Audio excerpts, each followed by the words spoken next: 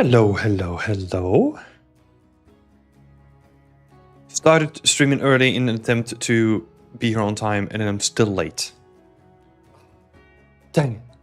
How's everyone doing? Hope everyone is doing well and ready for some portfolio reviews. Hello, Beauty. Hello, Mireaki. And Darpan. Good to see you both here. And then welcome, Max, to the community. Lovely to have you. And we got Marius in the chat too. Hello, hello, Marius. Hope you're doing well. Yeah, it's been a busy week. I'm excited to go into the weekend and do a shit ton more work for the website and for the courses that we're building. So yeah, I'm excited. I'm happy that the work week is over and that we can get into some cool stuff that I'm excited for. So I hope everyone is feeling good about the week as well. Let me know what you've been up to, you know? How has your week been?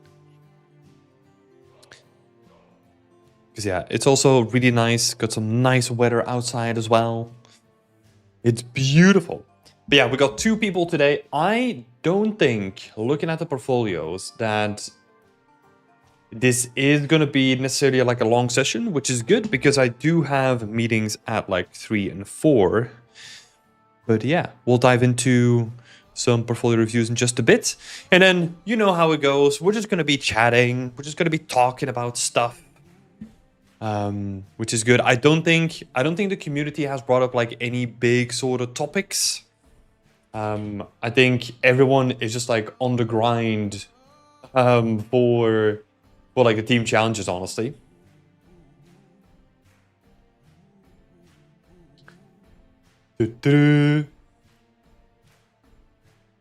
Let's see. Let me actually see what's been happening in the community.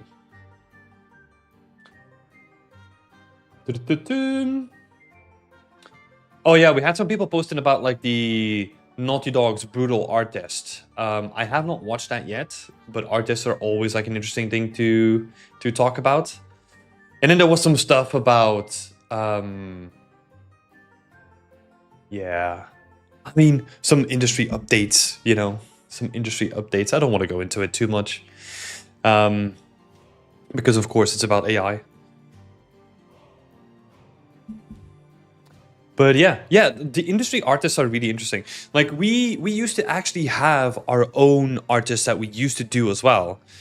The EMC 3D recent video about artists. Yes, yeah, that's the one I'm talking about. I have not watched it yet.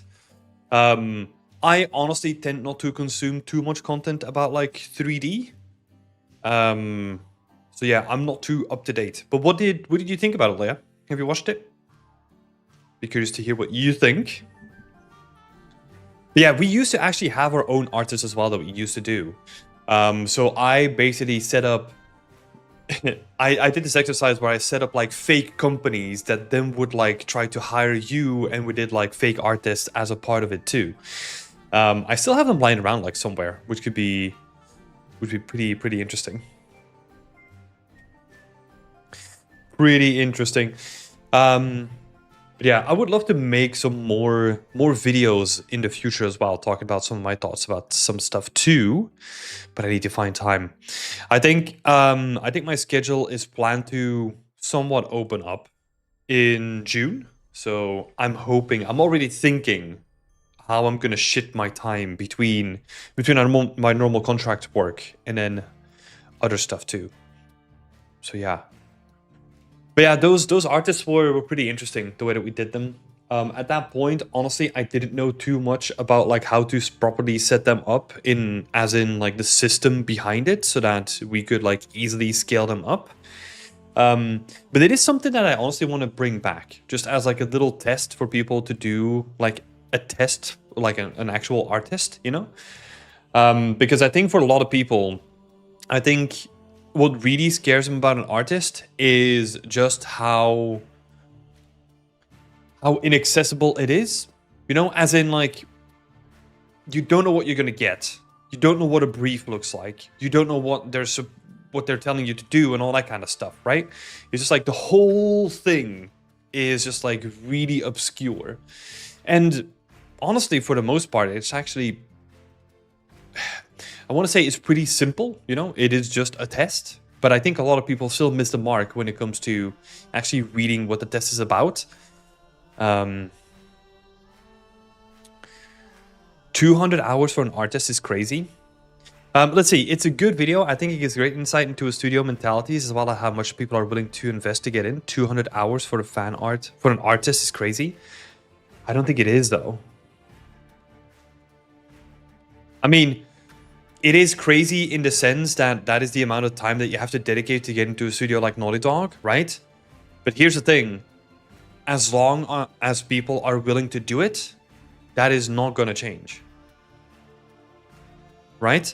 Because if we were collectively saying like, hey, look, I don't give a shit about these artists. I'm not doing them anymore. Artists wouldn't be a thing, you know? Which is like pretty interesting. But it's just because we are so used to the idea of doing an art test and then finally breaking into the industry that we will take any opportunity to prove ourselves. So yeah. Hold on, I think I got a package. Be right back. Sorry about that.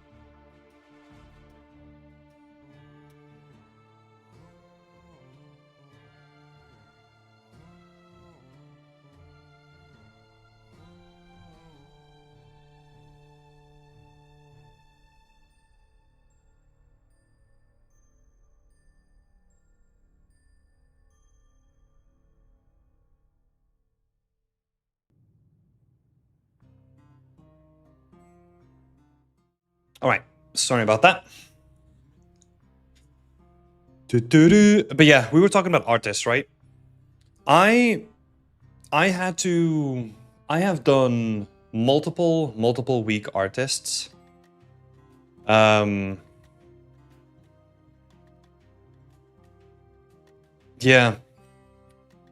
And like sometimes that's just the thing that you have to do to get into a company, right? Even though I disagree with like the practice in general, because I feel like they're way too generalized for what they are, right? I think it's too easy for a company to just say like, hey, let's just give them an artist, you know? And they don't think about what that means for the person involved because there's so many consequences for that person. So I think it's too easy. I think what I'm a fan of is more specialized artists, right? So, because here's the thing that I always think about. And the reason why this doesn't exist yet is because it puts the burden on the company and not the individual, right? What I like, for example, is that you go through a couple of like rounds of feedback, right? Or like a couple of rounds of interviews with a company. Then through that, the company realizes that you miss like one of the skills that they want you to display, right? So let's say it's texturing. Usually the response to that is like, okay, we love all the stuff that we're seeing. I'm not too sure about his texturing skills, so we're gonna throw him an artist, and that art test is just literally making like a small environment in like a week, let's say, right? And then it's just like, okay, but like if we're really struggling to see what their skills in texturing are, but we kind of know that they're good at all the rest, why do we throw them like this generalized artist, right? So that's the reason why I don't really agree with the whole premise of just giving everyone the same thing. But obviously having to give everyone like a personalized test or somewhat personalized test, that puts the burden on the company. And the company is in a position of power, right? Because they are offering you something. So yeah. I have a personal opinion about artists, but it's great to check what the overall mentality is in the current game dev industry. Oh, feel free to share your personal opinion, Leia. I mean, I just did mine, right? I think there are a lot of situations where it is weird. Like, I feel like artists are probably going to be more and more justified in the future because of AI and all that kind of stuff, right? Where people will try to take shortcuts, and getting to those shortcuts is probably going to be easier than ever. Which then again, it's about trust in the end, right? That's what it comes down to. If I can trust 100% that you can do the job and everything in your portfolio is exactly the way that you've shown it, I trust you, and you can start your job, right? And this is also something that I talk about in these portfolio reviews. Like, the reason why we do breakdowns is because that increases that trust between you and the company, right? That's what we do it for. Because if you don't have a breakdown, I don't know what your methodology is or the workflows used, and that decreases my trust in you showcasing like that you can actually do the work, right? It all comes down to trust. But what if a person will use AI in an art test? That's a good question, but you probably are able to tell. Because here's the thing, like restrictions in art tests mean... Oh god, they're ringing the doorbell again. Sorry about this. Oh my god.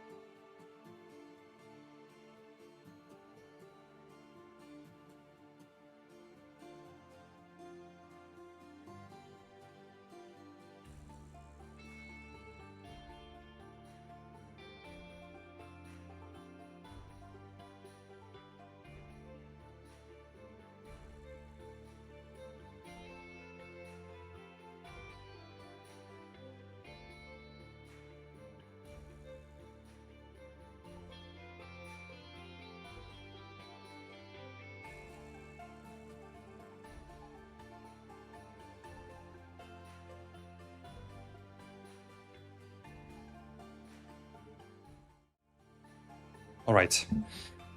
Apologies for that. We had a delivery coming. Hello, Batya. Good to see you. Oh yeah, so we were talking about like what if people use like AI in an artist, right? Usually the finished result of the artist is not actually the thing that matters most. It is more about like showcasing your process and how you think and the choices that you make, and then talking through it with that. Because with an artist, if you are going through the process with a company, what most companies will do is they give you an artist and then they will talk to you about that artist afterwards. It's not, in a lot of cases, it's not that you have to deliver them something and then they're just like, okay, looks good, you're hired. There's a conversation that happens after it as well. Isn't it like you send a picture of what you've done instead of a project itself, so it can't be used? Oh, this is in reference to Leia's work, right? Leia's comment. I've been thinking about this too. How long does it realistically take to get a good at environment art? And if you practice like 3 hours a day from 0 to junior environment artist? Oh, this is a different question, right? Let's talk about that in just a minute then. Because Leia is saying, I personally don't like artists, especially when they are unpaid and they don't serve any benefit for me. I think you're at the risk of creating free assets for the studio in unpaid artists. Yeah, I mean, that is like a real risk, right? And there's a lot of companies that have made use of this atmosphere of, if you want to get a job, you have to do these tests because there's no choice, right? And if you know that that is a pressure that's being put on the individuals trying to get into the industry, of course, there's going to be bad actors that make use of that, right? Because there's such pressure and there's so many scams around like doing free work around artists. But again, it comes down to, I think some companies have become better at doing paid artists, right? But it comes down to a couple of things, right? I think, again, companies being in the position of power, especially currently, there's no reason for them to like have to pay for an artist, right? If they pay for an artist, it's out of the good of their heart, really, rather than some sort of like enforced mechanism somewhere, right? Even though this is me just talking about like what the current rule set is, even though I wish that rule set would be different, right? Because I want people to be paid for their work. I honestly think, in general, companies having to pay for an artist is actually a good thing for both sides. Because obviously you get like compensated for your time, right? But even for a company, I would actually argue that if they have to pay you for the artist, they take the positions in which they send out the artist way more seriously, which means to probably less artists being sent out, which probably also means that artists internally have to spend less time looking at the artists that they send out. And also it makes them way more serious about like the people that they take on, right? Because now if they have to send an artist, they know that it has to be compensated for, and there is some sort of financial pressure there, even though that financial pressure is probably going to be negligible to a company like that, like honestly, right? What do you think will motivate studios to change their approach or mindset in regards to artists? Nothing. I think honestly the only thing that will change is if the market like changes its dynamics again, where we have all the bargaining power, right? So this happened somewhat during COVID. The amount of openings before and during COVID, like so many people were moving around, so many companies were trying to retain talent, that the actual power dynamic shifted. Because it almost felt that there were not enough people to, like, not enough talented people for studios to absorb into their workforce, you know? And you saw that.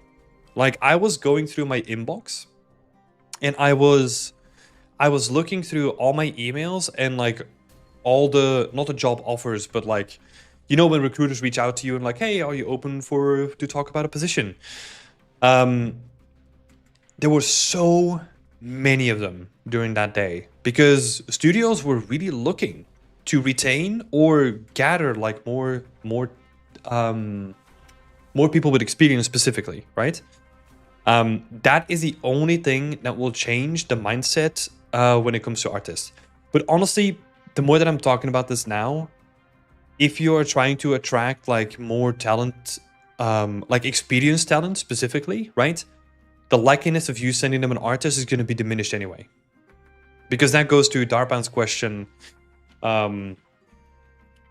Most artists you're only going to get as a junior or a mid.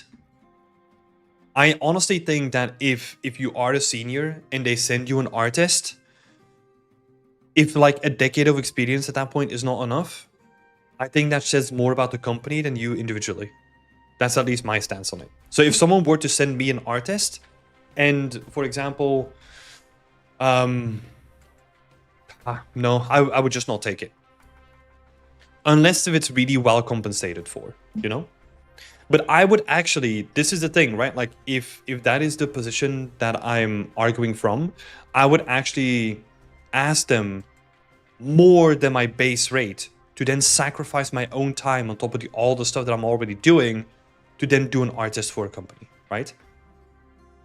Which likely then will mean for them that it's like, I don't really want to do that, you know? Because I find it's pretty logical to do artists for juniors and possibly intermediates, once you go out of that spectrum, once you're a senior or a principal, it makes no sense. It honestly makes no sense.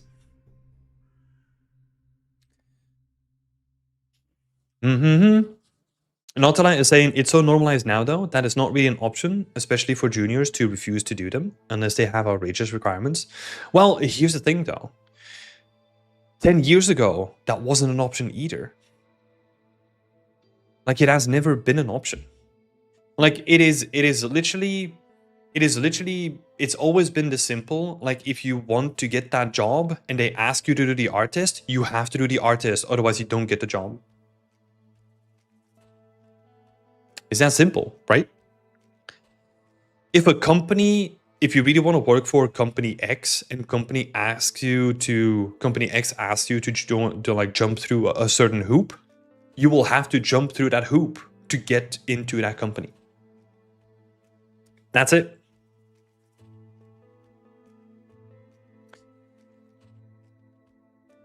And it's not necessarily that I mind doing art tests. It's just that sometimes the demands of them are just disproportional to the work that you're doing.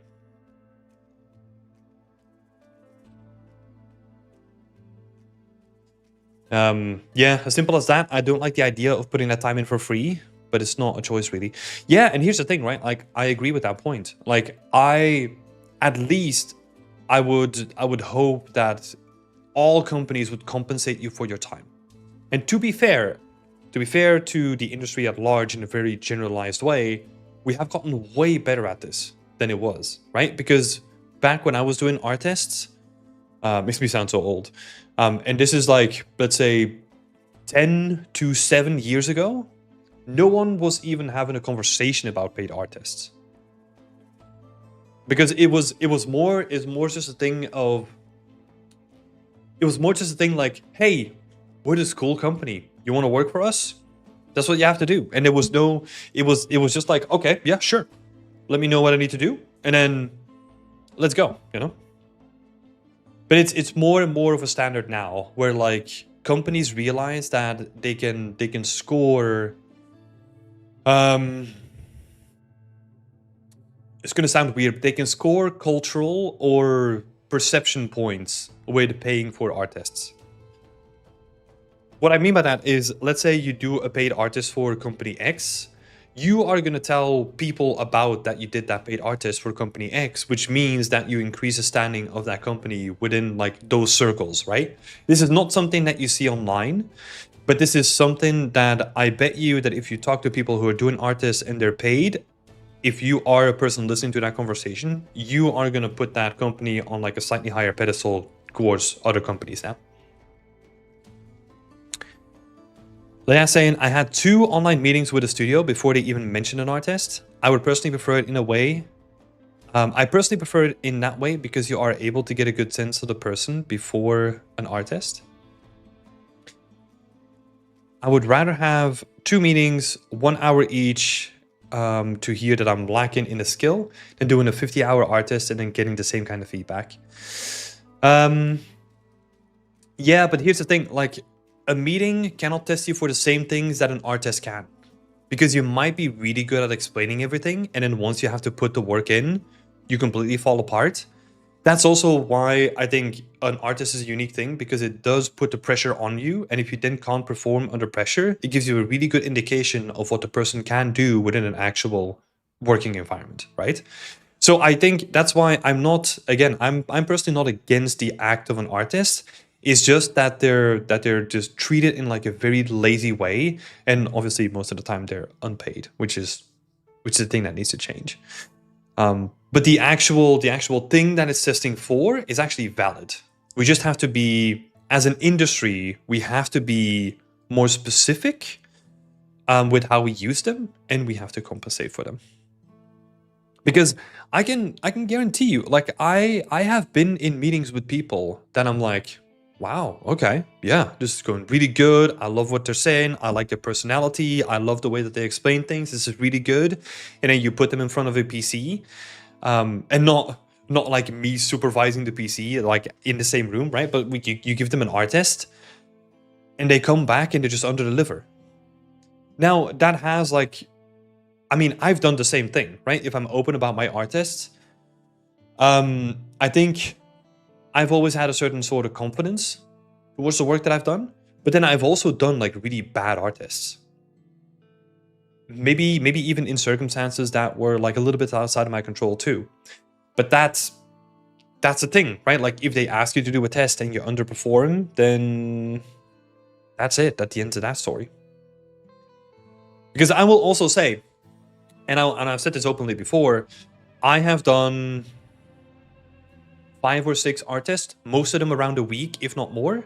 I have never succeeded in any one of them, right? So yeah. And I think honestly, fairly so in most cases. And I say that because, so for example, the first art test that I've done was in my first or second year in the industry, and it was an art test for Ubisoft Massive. And they were asking me to do a it was an interior and exterior location for the Division game at that point, right? And I just didn't know how to design an environment at that point. Because the games that I was working on at that point, it was only doing prop art, right? So I was building a lot of props, but I didn't know what it meant to actually build a level or like an environment. So yeah. So sometimes like that is the thing, right? Like I was good at building them from a personal perspective, right? I could build the actual environment in my personal work, but then I didn't know what restrictions there were from like a level design or environment perspective for an actual game. That was the stuff that I was missing. What was the position? I can't remember. I think it was probably something like very generic, like junior or mid-level environment artist or something like that. And again, like that stuff that I was doing during that test, I now do on day-to-day basis. But it was just at that point, I didn't know those skills at all. So it was fair and justified for me to fail on those skills at that point. Absolutely agree. At the end, what matters is the end result, and it can be measured well through art tests. I love the conversation, by the way. It's nice to hear about different experiences. Yeah. I love discussing this stuff. Because I think there's definitely like a lot of room for improvements when it comes to art tests. But yeah, every company kind of has their own position on it, right? And especially like the Naughty Dog, again, I haven't watched the video, but like the Naughty Dog ones, they were always famous for just being like so demanding, right? Because the bar is so high. And I think in their case, you know, it's Naughty Dog. It's like a company that a lot of people want to work for, and they have like a very intense culture, right? If you look at anything about like the working conditions at Naughty Dog, you will hear that crunch is like a thing there, and they try to step away from it, but it's like a thing they can't let go of. So you actually spending like, let's say 200 hours on that artist that you have to do,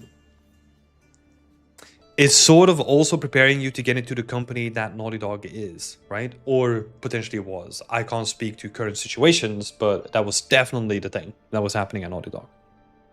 Now, Darpan is saying, I did an art test for a junior 3D position, and they asked me to create a whole landscape with my own take on their topic. Was that the right amount of test for a junior position? It depends, right? It depends what the actual intricacies of that is. Are they talking about only the landscape? Are they talking about like you need to create the landscape and then also like a location within it, and you need to create the props yourselves and all that kind of stuff? There's a lot of factors within that just simple comparison, right? So here's the thing. With an art test, what is actually important is the brief.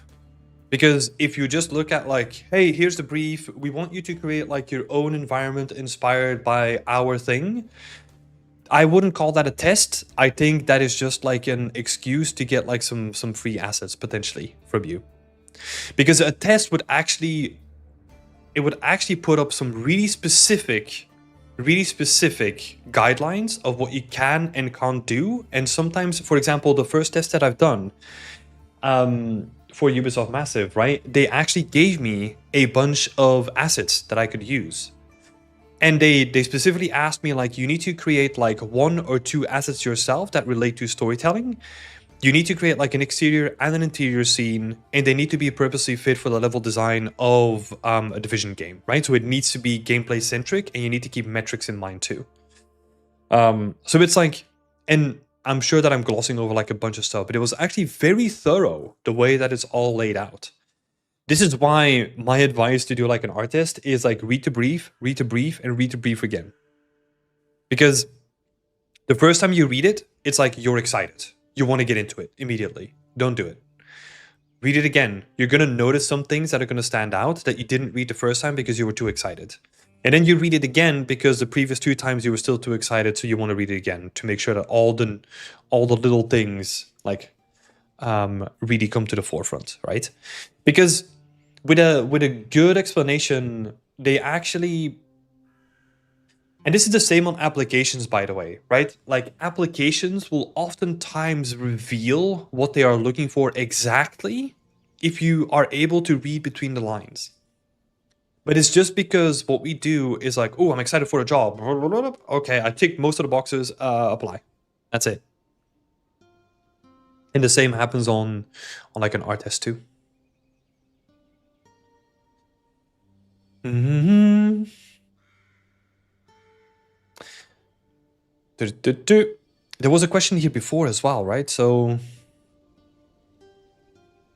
Yuri's saying, I've been thinking about this a lot. How long does it realistically take to get good at environment art if you practice like 3 hours a day from 0 to junior environment artist?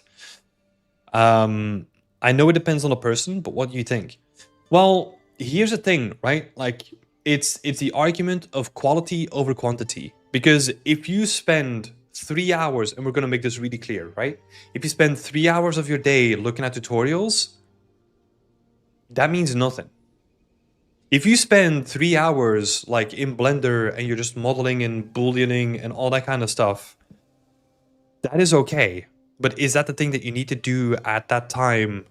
Because maybe let's say you can already do some sort of modeling, and then you're spending most of your time doing something that's not gonna push a needle. The argument is never about like the amount of time that you have. It's about like how accurate you are working towards your goals with the time that you have, right? That is always the thing. So if you say, and this is why with portfolio reviews, what I try to do is I want you to give me an idea of what companies or games you're working towards, because that is your North Star, right? That's what you're moving towards. Because if you are, for example, if you are working towards Ubisoft, your skill set that you need is going to be completely different compared to like Sony Santa Monica, for example, right? Because those 2 things, you can get there relatively quickly if you're really precise and you're laser focused on like trying to hit the benchmark or the quality that they need, right? And I say relatively quick compared to trying to be like a catch-all for like everything, you know? That's not going to work. So, yeah. There's honestly no measurement. There's no time. Some people do it in 6 months. Some people do it in 5 years. Or potentially longer. It all depends on the quality of the time that you spent with it, you know?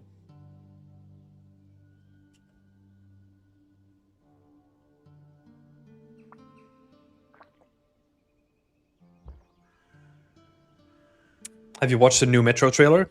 No, I have not. I've seen it pass by a couple of times, but I have not watched it yet. I will watch it though. At a certain point, I will catch up with it. I'm curious, how much time do you invest in customizing your CV to specific studios? None. I never customize my CV for specific studios. A CV is meant to be just like, hey, here's what I am. Here's what I'm good at. Here's my skill set. Here's my experiences, all that kind of stuff. Never tailor your CV. That would be my recommendation, at least. I think the value that you can potentially squeeze out of your, like, I don't know, personalizing your CV, probably better spend at like making more work, you know? I think the only potential argument, even though I hate them so much, is doing somewhat personalized cover letters. People seem to make an argument for that. Again, I hate cover letters. I don't know why we still do them. Just this is to your point as well, Leia. Like just talk to people. Honestly, like it is, I think, half an hour conversation. If you're already interested in the person, you're not gonna really learn so much from like a cover letter that you can do in like a conversation, even if it's just like half an hour. Way more valuable to talk to the person than to actually just read someone's. Again, I doubt that a lot of companies read these even. Everybody hates cover letters. Yeah, I think they're just like a relic of like a time that like is forgotten, especially now. Because here's the thing, I can guarantee you 100% now that a lot of companies are getting flooded with AI generated cover letters. It makes sense, right? Because if it is such a big friction point for people, people will just like chuck it into a machine and like try to automate it. And I can guarantee you that a lot of companies are struggling with this to like, because a cover letter ideally should be like personalized towards the company, right? But are you realistically gonna read through like are you realistically, let's say you're applying to like 200 companies. Are you by yourself going to sit down and write like 200 individual cover letters, right? So let's say maybe not 200, but let's say 100. There's no way. For the percentage, maybe it's not even a percentage, for the percentage gain that might get you the job, no way. And even when I was doing cover letters, right, I had 3 paragraphs. I had 3 paragraphs. One was like, hey, this is what I am, this is how I can apply to your company. And again, like I forgot what the 3rd paragraph was like. Let me actually see if I have one. These are going to be so old. So I wonder if I still have them. Let's have a look.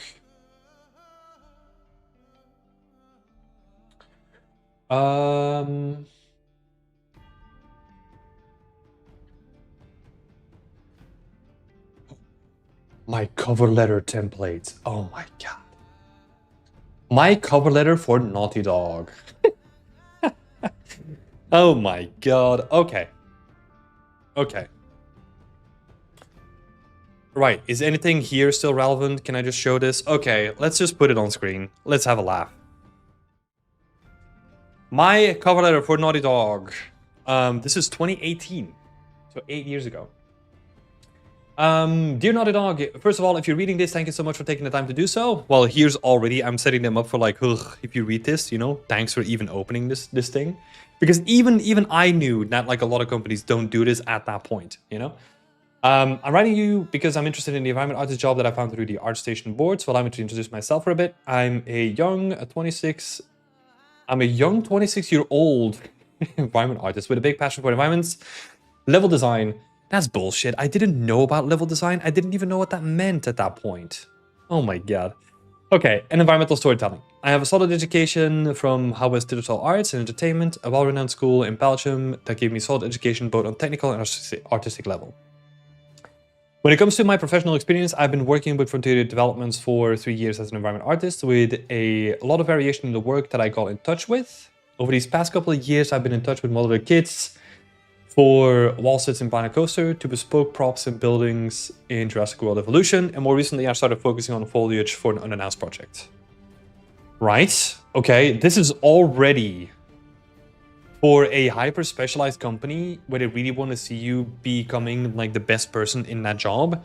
This is completely missing the mark, right? Because I'm trying to sell myself as like, hey, look, I can do all these cool skills. That is not what Naughty Dog is looking for. I'm known as a driven, highly motivational highly motivated and social person with a constant drive to improve my personal skill set and push the limits of my knowledge both in a professional and personal sense. And the reason why I'm looking for another job is I want to be able to be a bigger part of a team that does world building like no other. Being able to blossom in a role that truly fits me. Okay, really. That's interesting. I mean, it's just fluff, you know? I don't know. This doesn't read well to me anymore.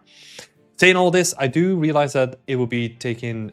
I do realize that it would be an enormous risk to consider me to be a viable candidate given my experience that's just higher than the bar of entry and my current location. But I definitely want to give it a try, and maybe it might not work out this time, but I'd rather risk it than not do it at all. Okay.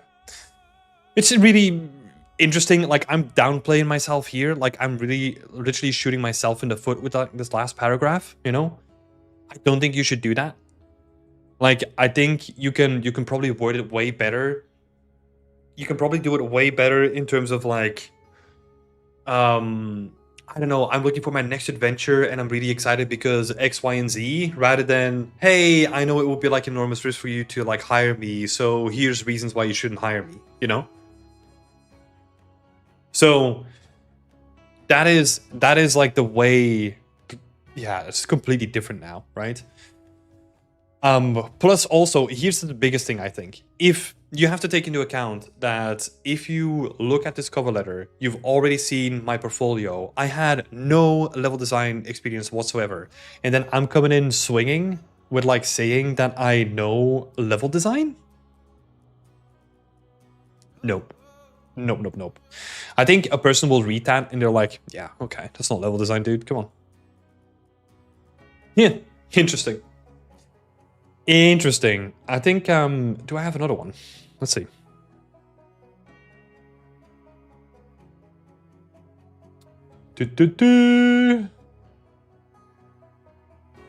So, same format, you know?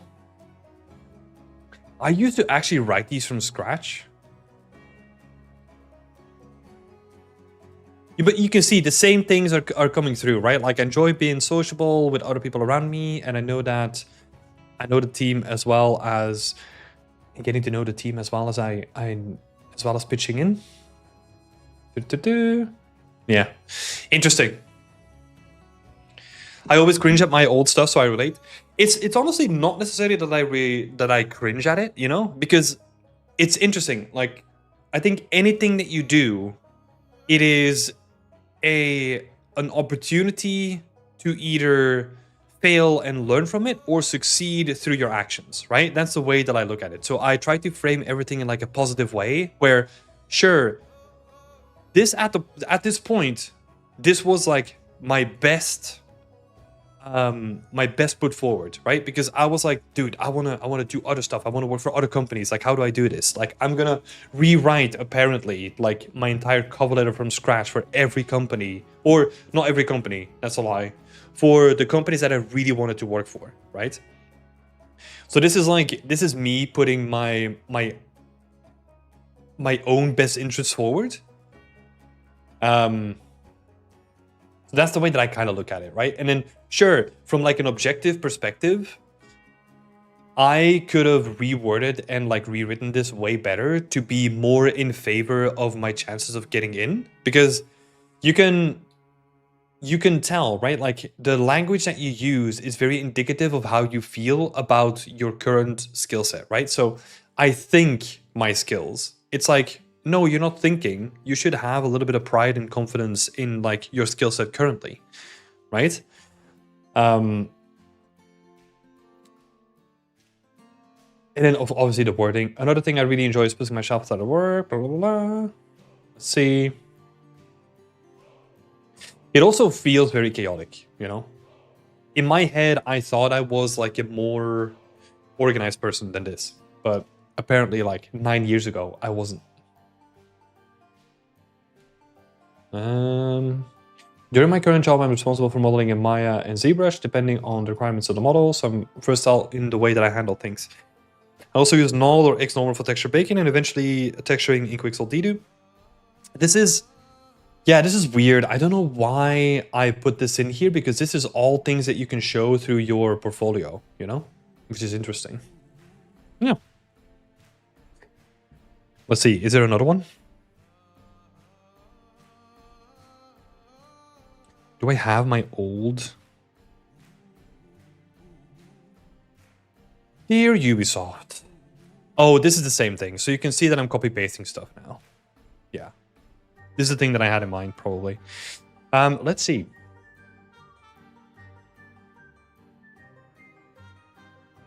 Do I have my old CV?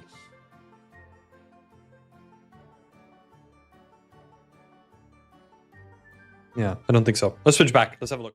Let's have a look at some questions here. So, because we got a couple of them. Did you enjoy recruiting and hiring? Oh, yeah, dude. I love it. Like, it is intense, and I take a lot of pride in the people that I've brought onto the projects that I worked with, because I took it very seriously, and I still do, right?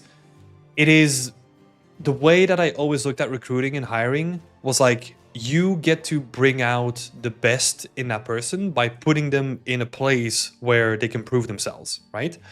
And I was very lucky to have my first opportunity at Ubisoft, where I was actually helping a person with their internship back in that day, and onboarding them onto the project, and basically putting them in a position where they can then be to value of the team and really bring out like their artistic prowess. You know, I love that.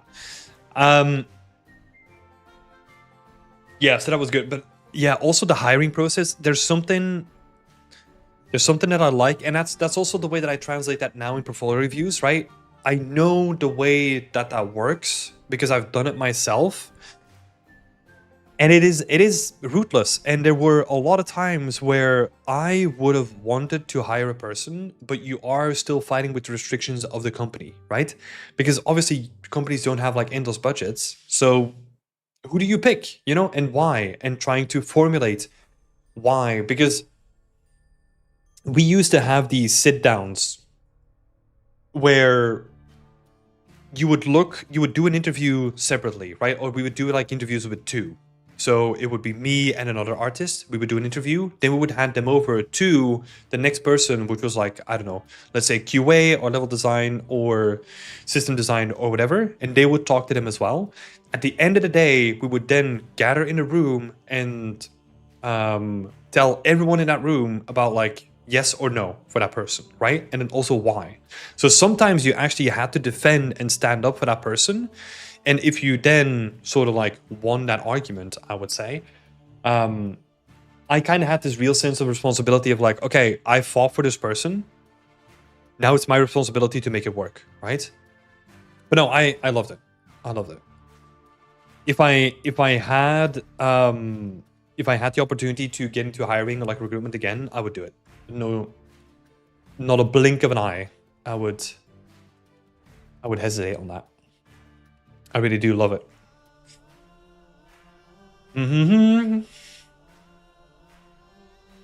I guess cover letters are your chance to stand out and show a bit of personality, especially now that everything is automated and so lifeless. But I agree that they still won't be read.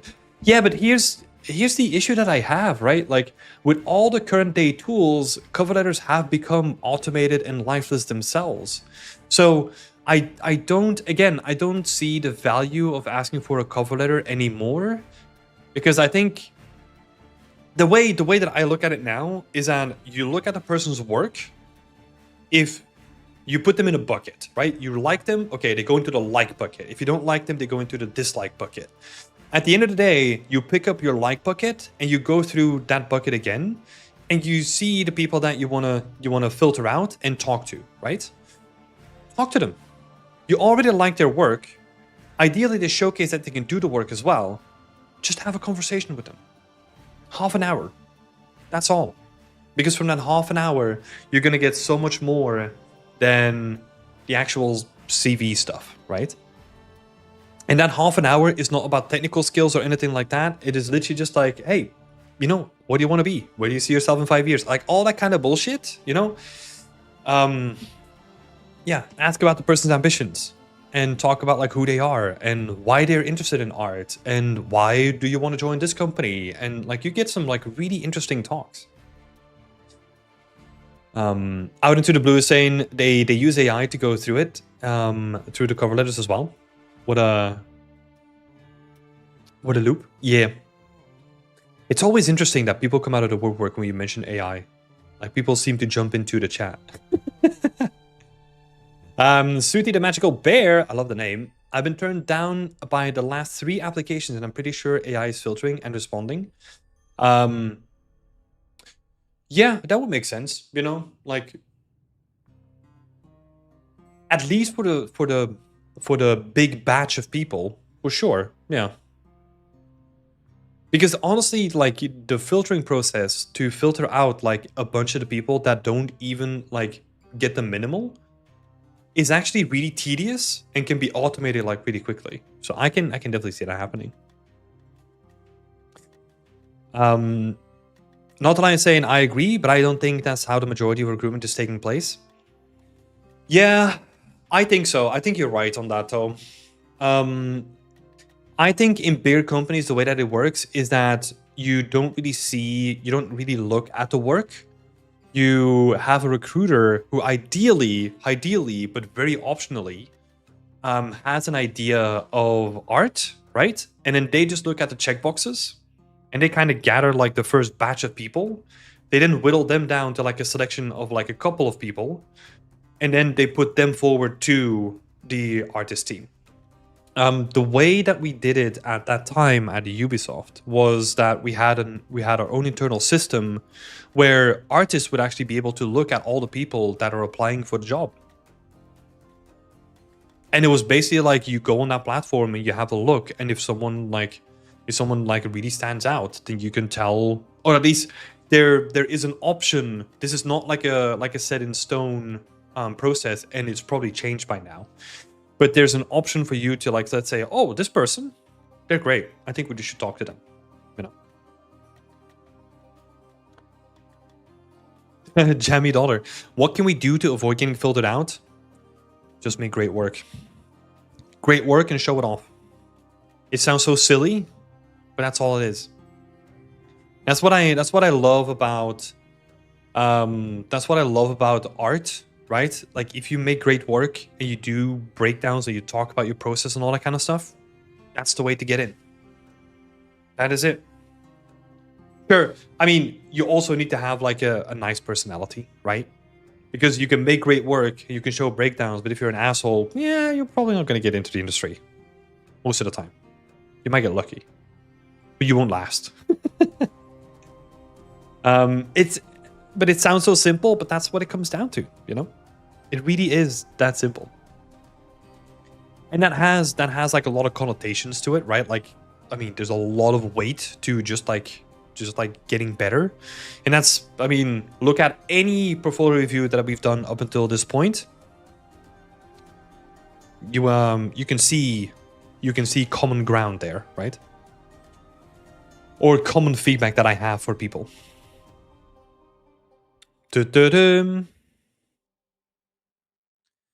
Hope you didn't take this the wrong way, but I'm chuckling at you chastising yourself, your old self. Oh, yeah. I mean, I think you have to, right? Like, in the beginning, sure, I had that insecurity, and it was like, oh my god, I just want to do better. Like, why is it not working? And there's like a lot of pressure to it. But you have to take fun of yourself, you know? Because this is the way that I look at things, right? I'm not going to go too morbid, but I make it even sound morbid, but it's like, you have this one life, and nothing is too serious, you know? Like, game art, we're not really saving lives, you know? I'm not on like the ER floor, like trying to resuscitate someone, so have a little bit of fun with it, you know? Plus, it's also good for the ego, you know? Like, it grounds me in reality, because I still realize that I came from the same place that a lot of people are now in the chat, for example, right? Because I've been there, and it's good to constantly be reminded of that too. So that's why I love my old CVs, and I love my old yeah, I still have my old portfolio and all that kind of stuff too, right? You're a big fan of not taking oneself seriously? Yeah, you just have to have fun with it. Otherwise, it kind of, yeah, what are you in a creative business for, you know? Just gotta have fun with it. Let's see. Do I need to send a cover letter every time I apply for a job, or only if the company is asking for one? Only if the company is asking for one. Honestly, this is my my very own opinion. Only do a cover letter when the company is asking for one, because otherwise you're wasting time. Jay is saying it's oftentimes requested when you apply. Yeah, it is.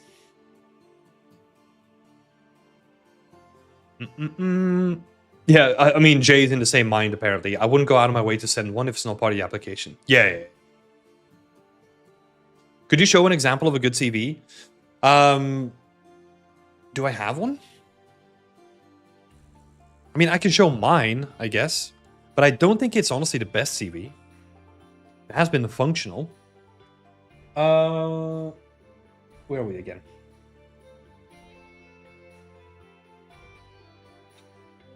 So, personal documents.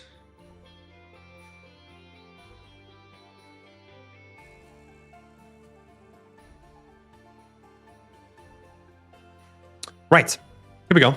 This is my CV. I updated this like last year.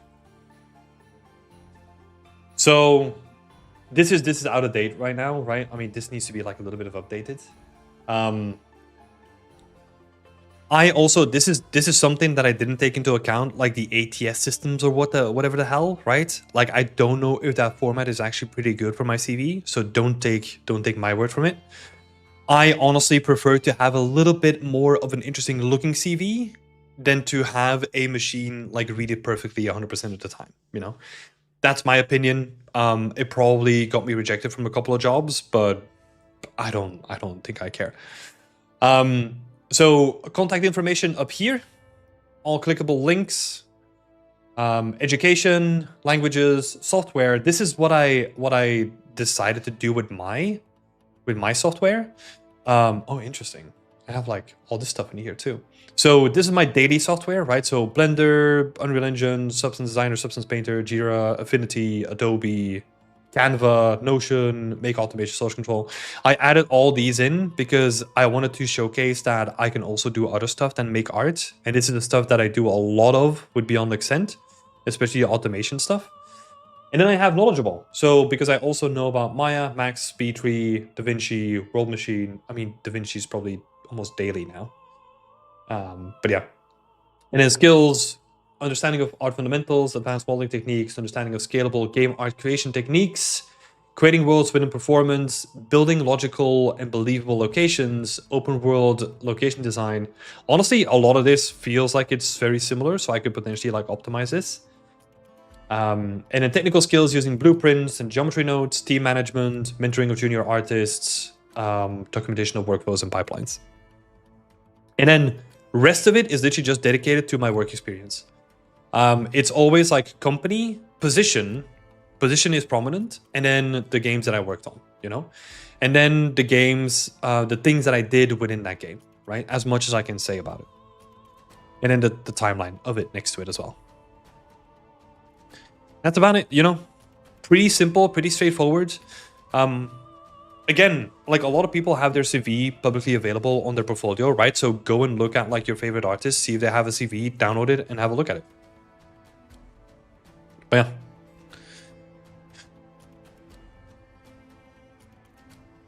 You working on Fable? Yes, I do. I hope that was helpful, Samara. At the initial stage, if they're automating responses and filtering, do they even look at your work, or are you filtering for other reasons? One response was under an hour. In the past, it's been weeks. Sometimes it can be both, right? Like some companies are like very strict with what they do with their automation. So yeah. No, here's the thing with like any industry really, right? Like there's no set system, there's no consistency between different companies. It is just one company is more they want to spend, well, they want to optimize their resources for actual developers, right? So they have less people looking at like dedicated recruitment and all that kind of stuff. Where other companies they might invest more time into hiring dedicated recruiters, right? So they spend more time on actually looking at your stuff in the flesh. But yeah. Mm.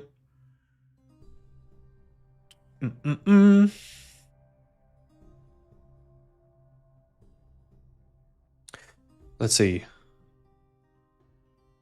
So yeah, it varies a lot between companies. That's all I'll say. Do you think that the initial AI screening takes into consideration the portfolio though? No, probably not. It will honestly look at majority keywords that you have on your portfolio, not on your portfolio, on your CV, and then match them with the application that they're looking at. They don't even care about your portfolio, I think. Because I can guarantee you, and I've tried this before, if you try to ask it anything about like very specific game art workflows, AI doesn't know what the hell it's talking about. So you can't rely on that.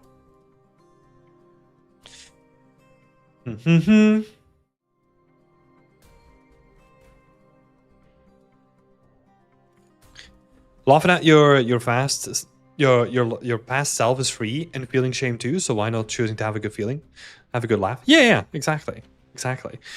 Like honestly, like everyone goes through the same sort of like journey, right? And to get good at something, you have to suck at something first and be okay with it. You know, that's all what it comes down to. You know.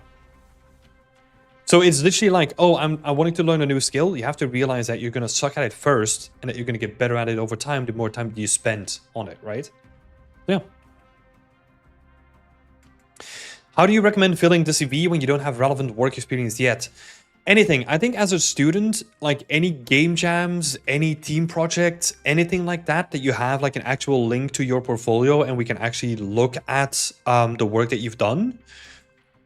Put that on there. You know. Because in a very broad sense, right? You have your portfolio, which is a showcase of what you can do as an individual yourself, right? Secondly, your CV is a showcase, not your CV, I guess your CV can be a showcase of what you've done in professional or team-based settings, right?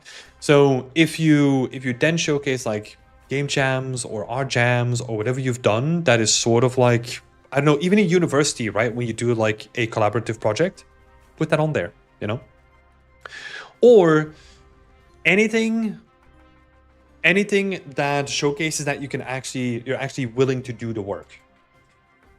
I don't know if I have my old experience on here. Because here's another thing, right? Like your CV is going to change over time. You're going to optimize it. You're going to make it better. It's going to look shit at first. And then you spend more time and you learn about more stuff. And then you make it better over time, right? Well, let's see. I think, okay, let's do this as like the last thing.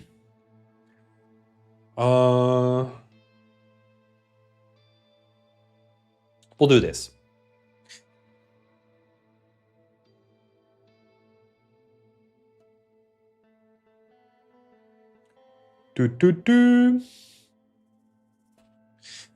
Right. Let me switch again.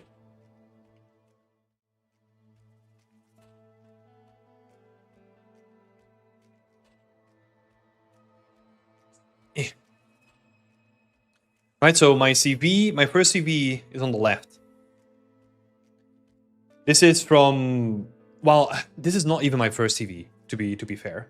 This is because I don't really have, do I have my first CV somewhere? I don't think so.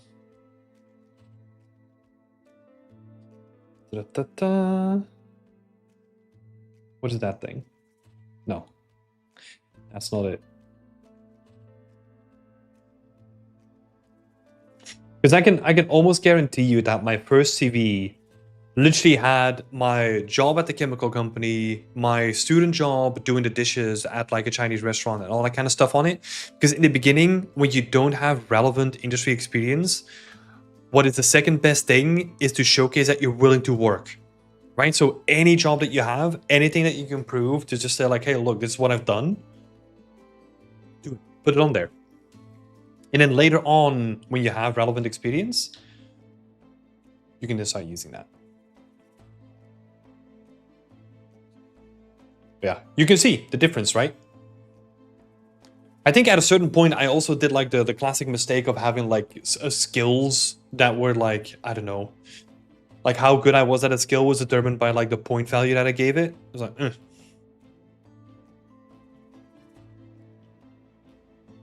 Why do you have Unreal Engine twice? Because I'm really good at it. You know? That's how good I am at it. It's in there twice. Interesting. Blender at that point? I think I just switched to Blender at that point. This is the thing, right? Like, if you do something like this, like if you showcase like, hey, these are all the programs that I know.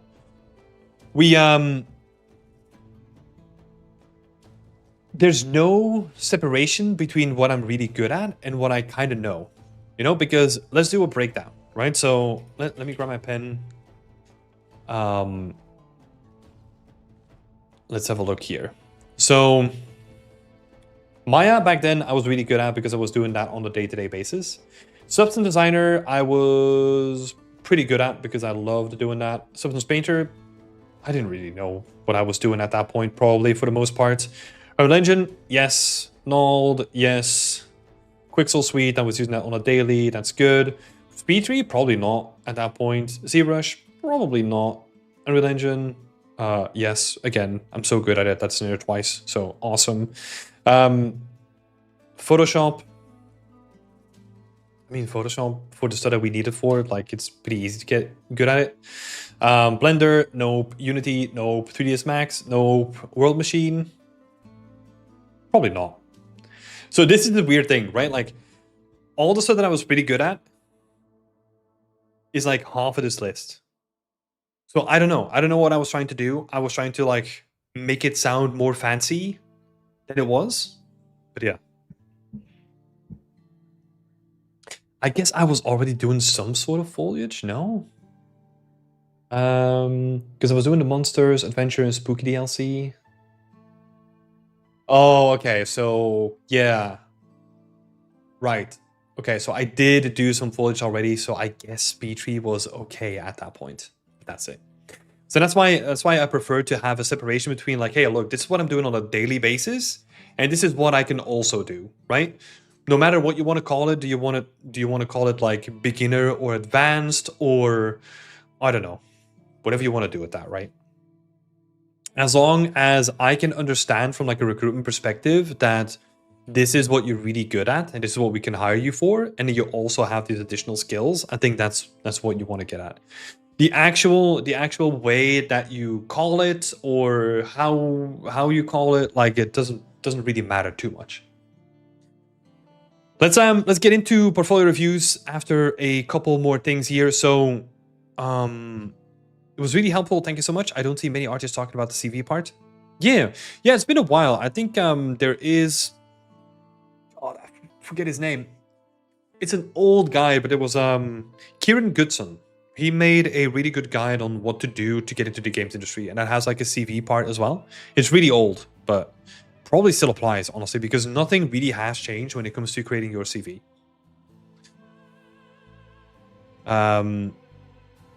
Let's see, without customizing CV and cover letter for each job description, there's a higher chance ATS filters will reject your application. Recently, I've also noticed that many responses is not from person. Here's the thing though, like,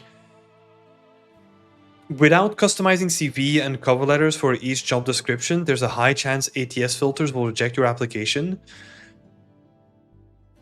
I still struggle with that somehow. I feel hesitant to agree with that fully, because I have the feeling that is like a very America-centric thing that is happening.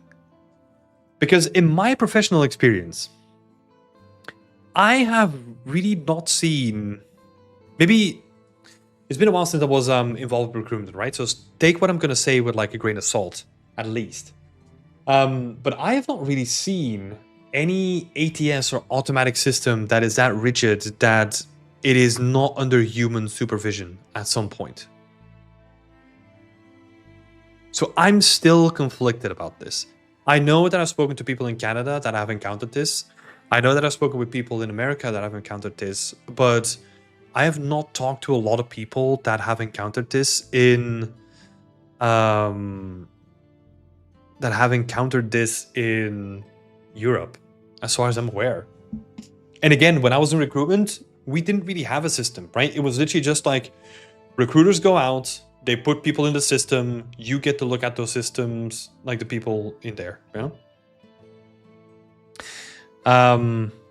Can I link here in Goodson's videos? Unfortunately, you can't. I think YouTube just like blocks you from like putting stuff in the link. Hold on. I know a way to change this though. So here you go. I think you should be able to put a link in the chat now, Notila, if you want to. Last question then from Suti the Bear, the magical bear, sorry. Do you think it's important to learn Maya? I've noticed almost all places have had it as preferred software. I used to use 3ds Max, then switched to Blender, so it's not that hard to switch, just take time. No. The only reason why I would want you to switch a modeling package is when the job that you applied for and gotten requires you to switch. That's the only reason. The reason why I say that is because the stuff that you're doing in Maya, the stuff that you're doing in Blender, the stuff that you're doing in Max is the exact same. It's just the buttons are different and just have like slightly different ways of working. But if you can model, so model is the skill that we want you to have, right? But if you can do it in Blender or Maya or Max, it doesn't really matter that much. Because here's where that comes from, right? For context, as a student, I used to use 3ds Max. I switched to Maya for my first job. For my second job, I switched to 3ds Max. During my second job, I switched to Blender. Then my third job, I had to switch back to Max and Blender, and now I'm using Blender. So I only switch when it is required of me to do so, because otherwise, let's say you're starting to learn Maya, you spend like, I don't know, you're up to speed, and you make some really cool stuff in Maya, and then the next job comes around, and it's just like, oh, but we modeled in Max though. Right? Then it's just like, oh, now I have to jump ship again. So just stick with what you know.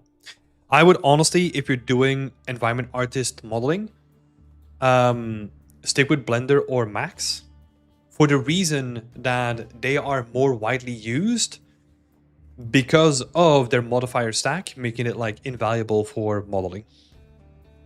In VFX, it is more likely that you will be required to use Maya.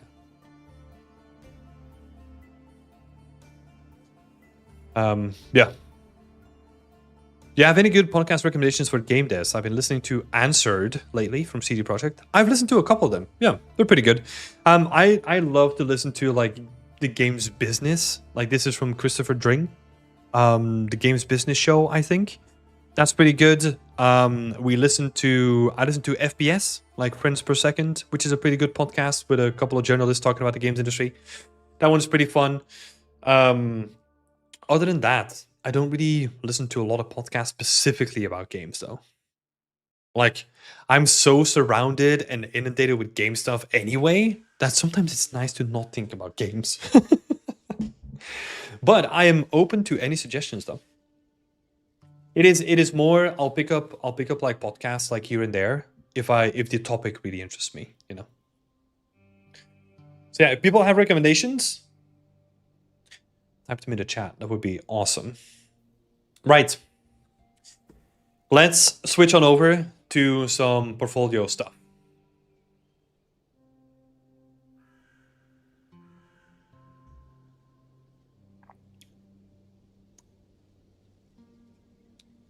Jack the Generalist has some good ones. Yeah, I've seen a couple of them. Like my friend Jasmine, she's been he's been reusing content from Jasmine's one like so much. But I need to actually listen to a full episode because I've not done that yet. I liked a few podcasts from Sierra Division as well. Oh, I didn't know that they did podcasts. Yeah, I have to give that a try.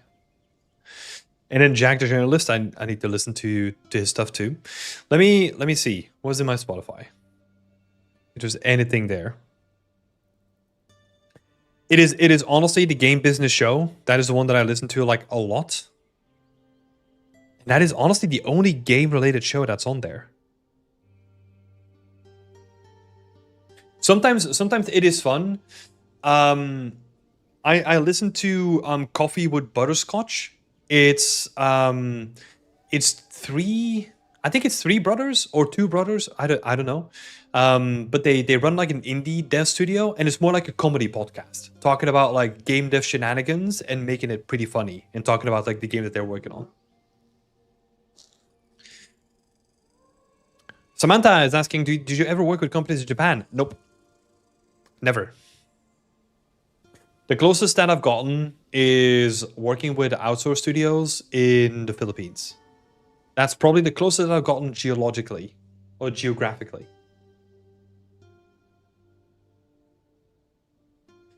Okay, let's jump into some portfolio reviews. We're going to start out with Sundar. I don't know if you are present, Sundar. Let me do this for a second.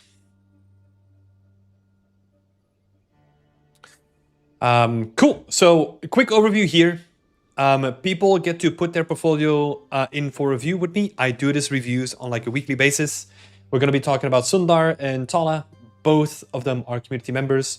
4 things that I look at: hireability, presentation, your artistic abilities, and your techniques, right? I'm not going to go into detail here, but those are the measures that we look at. And then for Sundar, the actual goals of Sundar are Digital Extremes, Soulframe, Rockstar, Torn Banner, and Ubisoft. I have to look up Soulframe. What did they make?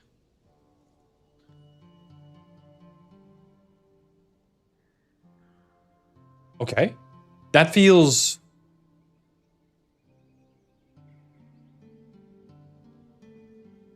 That feels very specific.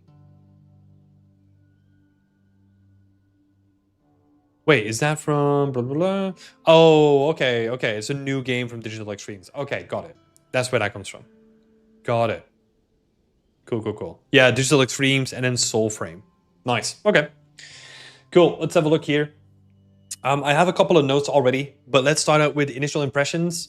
So 3D artist, intermediate 3D artist at Meta 4 Interactive in Toronto in Canada, which is awesome. Let's have a look at your LinkedIn profile. Environment/level artist at Meta 4 Interactive. Collaboration and innovation have been the keystones of my role. Our team efforts in environment design notably transforms beyond reality in multiple Fortnite editions. Leverage my expertise in Substance Painter and 3D modeling. Cool. Right. A little bit long. I doubt that anyone is ever going to read this. Try to shorten this up as much as you can, right? With any description, you kind of want to keep it like short and sweet. It doesn't have to be just this, you know, like make it something a little bit longer. Try to sell yourself a little bit. But yeah, let's see. A senior consultant in 3D art for Fountainhead Game and Art Services. Oh, okay. So you're no longer working at like Meta 4? Wait, I'm curious.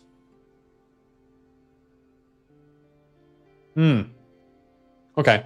So your portfolio here or your resume on ArtStation is outdated, right? So I would keep that in mind. There is an option that shows the open to work banner only to recruiters. Okay, that's interesting. I did not know that. That's a good tip. Thank you. So let's see, Fountainhead Game, because the reason why I'm so picky on like this experience is because most people are actually going to be going to your work or like through your profile through ArtStation, right? Because that is the thing that is probably advertised the most. Because most of it is just going to be like looking at your posts and then looking at your ArtStation, especially from like a game art perspective, right? So that's why this stuff needs to be up to date. Let's have a look. A thing that I would love to do here as well, and you're doing that for your other jobs that you did, is like outlining your responsibilities, right? Do that for this job as well. Because right now, senior consultant in 3D art, I don't know what that means or what the job responsibilities are and how that is relevant to me trying to hire you, right?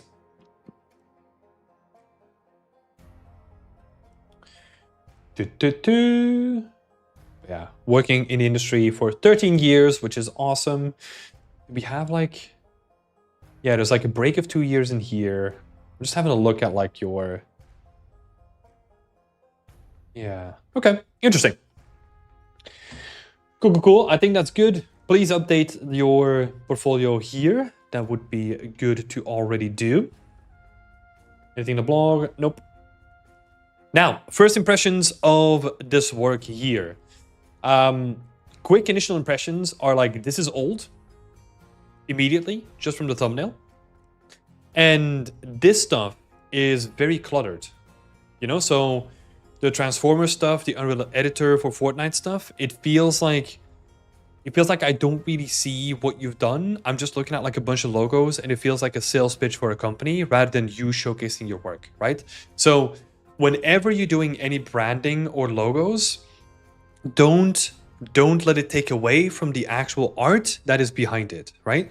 That is why the template that we have for the team challenge, for example, I would probably prefer it to be even smaller than this, but it doesn't take up the whole screen. Nor do I want you to, right? And this is sort of counterproductive, right? Because I'm the owner of Beyond Extend. So I kind of want you to do like a sales pitch for me, but for you, it needs to be smaller. Make it simple. Make it almost disappear, right? So keep it very subtle and keep it professional. Let's have a look here. So if we go into it, so this is from 9 years ago. Learning Endu and Substance Painter. God, that is old. And I say that because we used to do a lot of stuff in Endu and Dedu and stuff.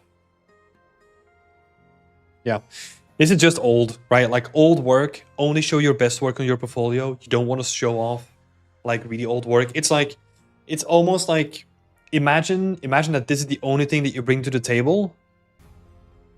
If we really isolate this, right? If this is the only thing that you bring to the table, like, would I hire you?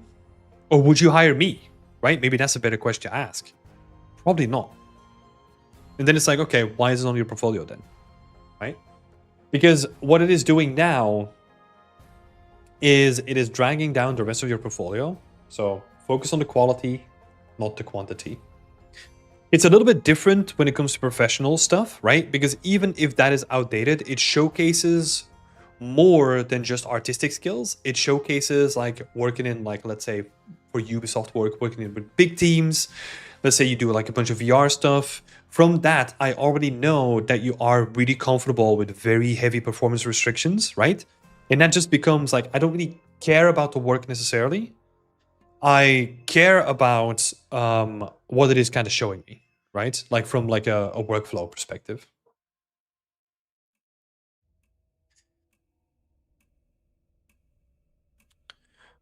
Right. I think there's someone at the door again. Apologies.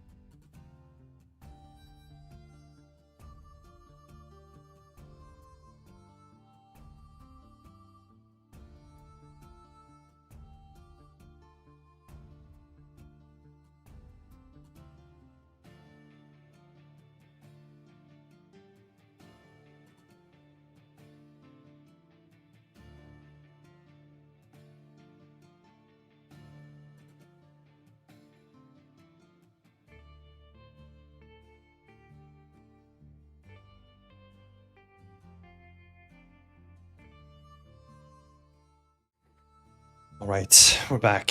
Apologies for that again. Seems like it's a great day for deliveries. Cool. So we were looking at the older work here. Well, not older work. This is last year. And again, this is, you know, like from looking at the personal work, I know that probably your personal quality bar is going to be better, but that's not what the point is of like professional project, right? It is working within the restrictions that the company gives you and working within a team, right? So for the most part, like we're honestly just gonna. This is why it's difficult, right? Like I want you to change some stuff here, but this comes with restrictions from the company, right? So there's honestly not too much that I can say here. I would honestly the main thing that I would do is if we're gonna go here, make it look more professional and say like this is something like this, right? So company logo down here and then maybe Unreal Engine logo right here. That's it. Small and clean, you know? And then ideally keep it consistent with like the rest of the lettering too. But that's more optional. Thank you, Galzar. Thank you, thank you.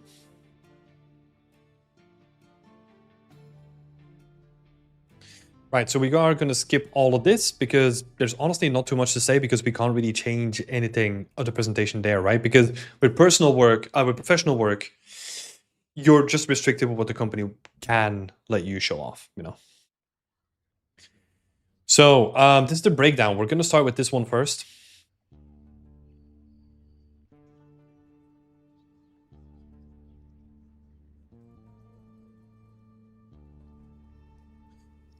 Cool. There's a lot here though, right? And a lot of it is just, okay, we're doing like day and night. Interesting. I can get behind that. But then just showing like other screenshots from the same place, I'm not convinced. Like if you do detailed screenshots or let's say a separate camera shot, show me something really interesting, you know? I don't want you to hit me with like, oh, here's a different camera angle from the same exact scene that you've probably seen in the screenshot before, right? Try to do something more interesting. For example, a good way to do it with this Fisher level, right, is okay, we're zooming in on this. What is this building? Is this like a storage place? And really go all in with the set dressing and like hang like a bunch of like fishing nets and make it like a market stall and all that kind of stuff. Do it more unique, right? And really make it look really, really nice. And then, for example, with this, you can then make it like the person who's drying all the fish, right? But it's the idea of we have the first shot of like the whole village, and then any additional shot that you do needs to tell me something. Otherwise, you're just showing me the same stuff with just like a different camera angle on it, right? And that, again, it's the idea of quality over quantity, right? If every screenshot is like, ooh, this is interesting. Okay, I see what they're doing here. Oh, this is a person who's living here. They're trying to fish. Like they're coming in, they're taking a boat here. Like this is all cool, you know? And then the next screenshot is like, oh, this is where they trade the fish. Okay, that makes sense because on the opposite side of the screen, that's where they're like smoking the fish and all that kind of stuff. And it's like every scene or every screenshot has the potential to showcase a different element in the setting, right? So think about it in that way. Because otherwise, again, just showcasing me like a different side of the same screenshot, you know? I think overall, like, it is good. But this leads me to my next point, though. A separate breakdown. If I'm already, and I'm being very, very nitpicky here, right? But if I'm already seeing like, oh, there's a lot of stuff that's kind of the same, and it's like a nice modular kit, but I feel like you couldn't have gone further. Why would I then click on the breakdown? Because you've not really shown me like a bunch of really, really cool stuff that is really unique to then justify a separate post as a breakdown. Because it feels like, again, you're going for quantity over quality, right? And then we go into the breakdown.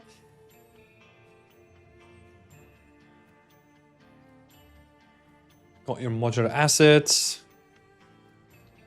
I kind of like where the presentation is going. It feels...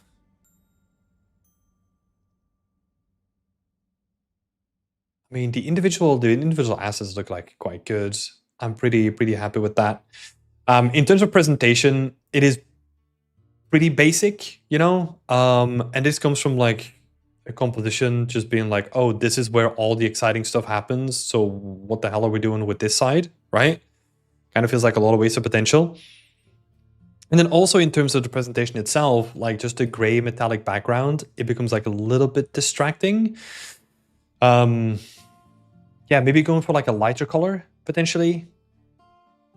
Try to take this to like the next level, right? Instead of just being like, oh, here's what it is. You know, this is the... And again, I'm being very straightforward with this, right? This is the entry level of presentation. How do we take this to the next level? That always has to be the question. How do you make it yours, right?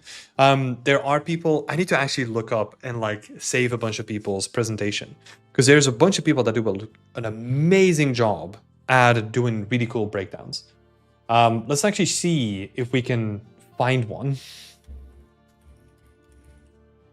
Because I can almost guarantee you that if we go by likes, right, as like a measurement of that. Let's see. See? This is why people love this stuff. This is a breakdown. This is showcasing like, okay, what was your thought process? What did you do at this stage? How did you decide to break it down?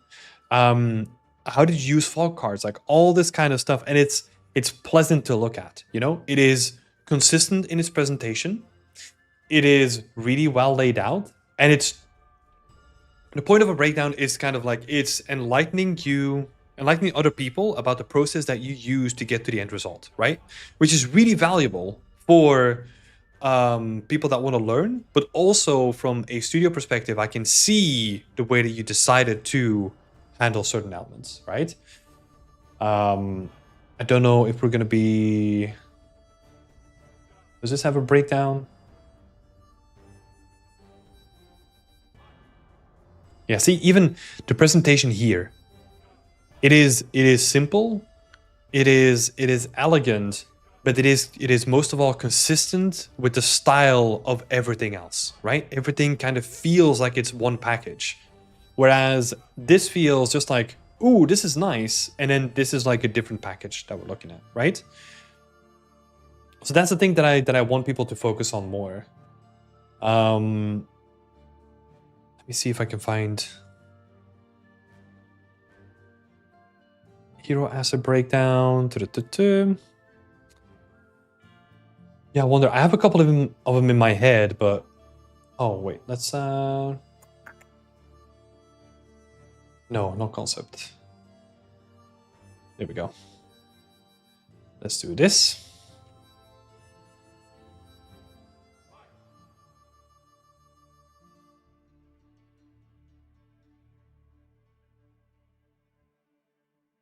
Yeah, see?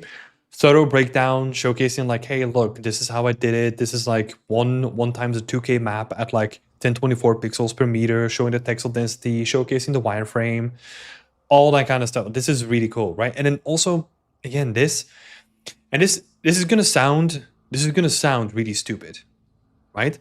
But even if you outline the colors on your presentation, even this cross is an upside down cross because it is supposed to be indicating like this dark antichrist like kind of vibe, right? It is a small thing, but that stupid little thing right there showcases that you really thought about like a lot of stuff to the depth that a lot of people don't. That is cool. Just this. And the fonts are consistent, the typography is consistent, the colors are consistent, like it is really nice, right? So I would recommend you to do this sort of stuff, right? Have a look at, just literally do the same thing that I did, right? Type in breakdown, sort by likes, because that is like a rough measurement of like what people engage with the most. and then just filter on like whatever you're making, right? And then showcase how people are doing this. Yeah, this stuff is really cool, right? I mean, this is professional level, so we're not gonna dive too much into that, but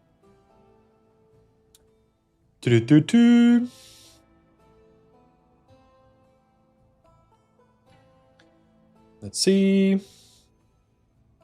Yeah, hopefully you get the idea.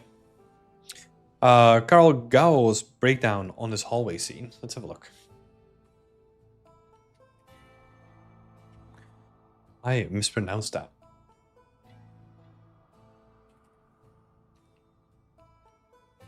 I mispronounced that so bad.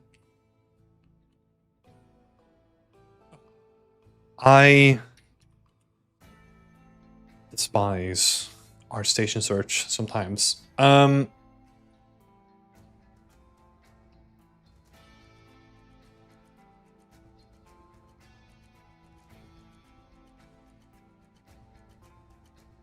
Yeah, I think that's decent. It's chaotic, you know. But even from this, I'm kind of getting a sense that he takes this stuff seriously. I still want to see a lot more intentionality behind what the breakdown is, because I think this is good. But then you just chuck in like a random walkthrough video, then you show this. Like it almost needs to be immediate. Like, hey, this is how I done stuff, and thinking about like the way that you portray the information, right?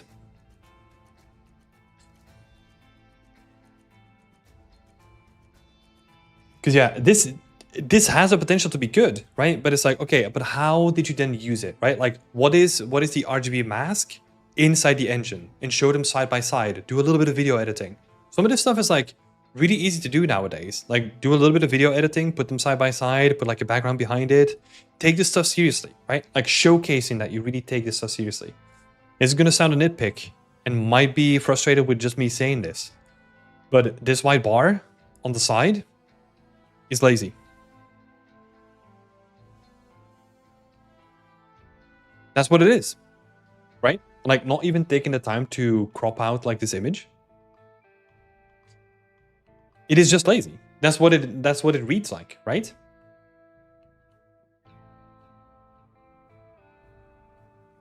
That is the thing. I know that this is like very I'm trying to, again, with every portfolio review that I do, I try to be very transparent with like what other people are thinking, right? If you just have like a bunch of screenshots, this is the same level of laziness that if you want to get, let's say you post on social media, and then you take a picture from your screen with your camera, and that's the way that you want to get feedback. That is also lazy. Just straight up. Take it seriously, right? Like take a proper screenshot, focus on the thing that you want to get feedback from. You know? Everything that you put online. Yeah, like Leia saying, everything, it's basically your pitch deck, right? Everything that you put online, it is you visually saying like, hey, this is how seriously I take this, right? Maybe for feedback, you know, like if you just take like a screenshot and you're just like, hey, I don't know what is happening here. Can someone help me with this? Blah, blah, blah, blah. That's understandable, right? If I see it at the Discord, that is not going to cost you any points. But if you're doing breakdowns like this, I want to see you take it seriously. Think about the consistency between the images. Think about like the consistency between the font.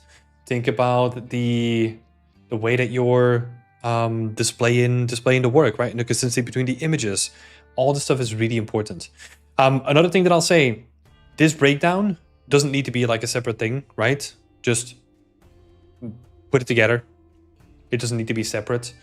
I would honestly have one really long post where every image matters, then 2 posts where half of the images don't matter. That is, again, quality over quantity, right? And then this is a challenge. I'm curious what you did here.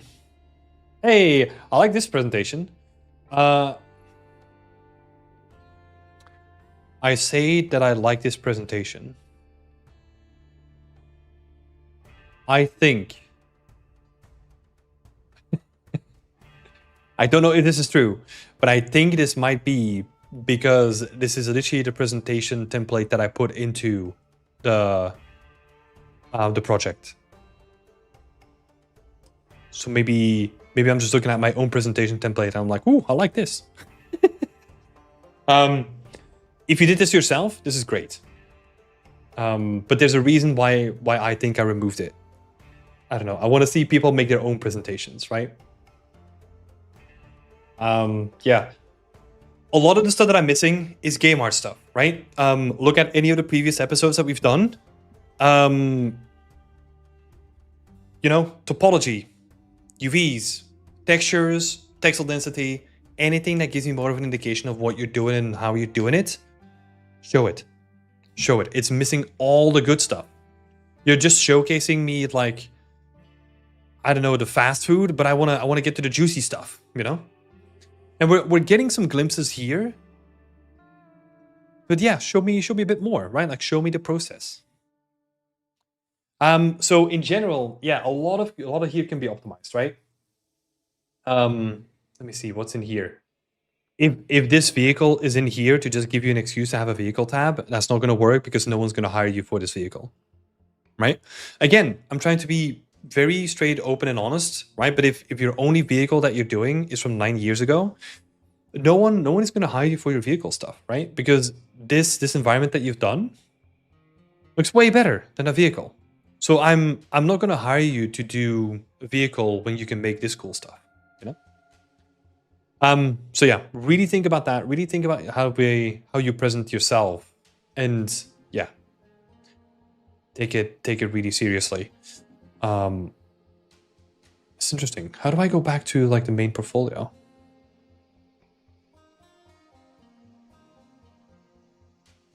I guess we just have to do this. Weird. Right. So anyway, some action points that I would do. We already talked about cleaning up the thumbnails, right? That's an easy fix.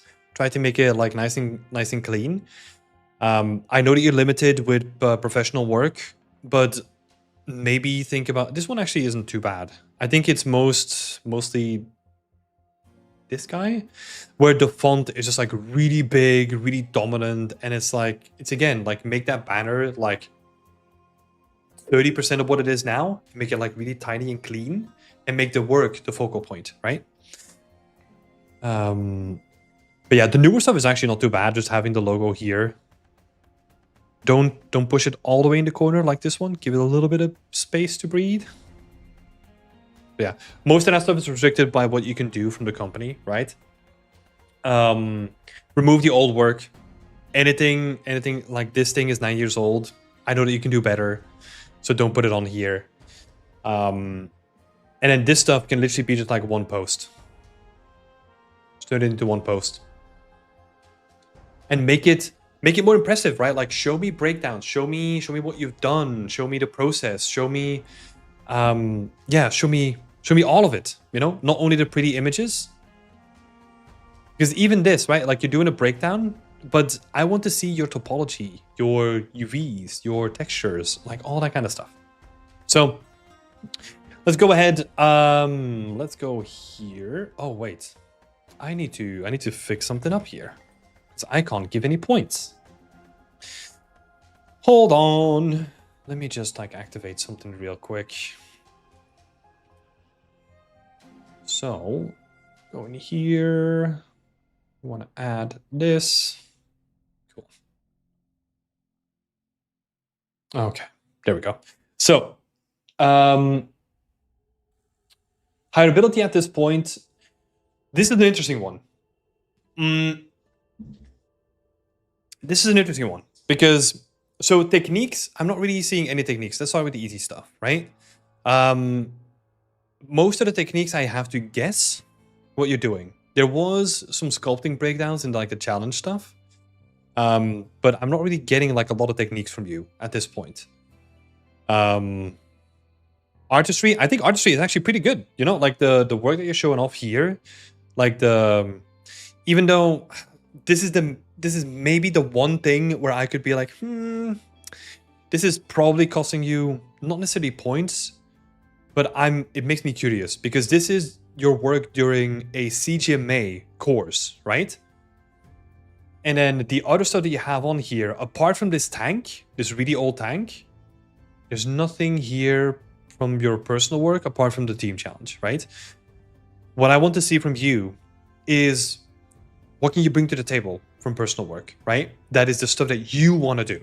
100% you. That's what I want to see. That's why I can't really put this higher, because you're leaning onto a course, and on the opposite side, you're leaning onto a challenge. I think I put like a little bit more stock into the challenge because I know that like how hands-off we are with the challenges compared to a course. So that's why you're getting a 7.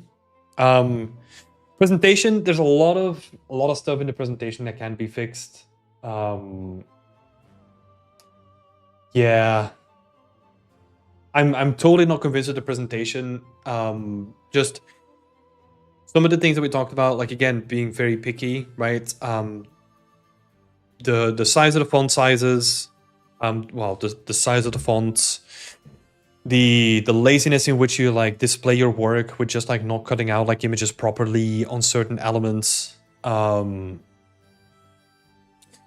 then also just like presenting, again, quantity over quality, right?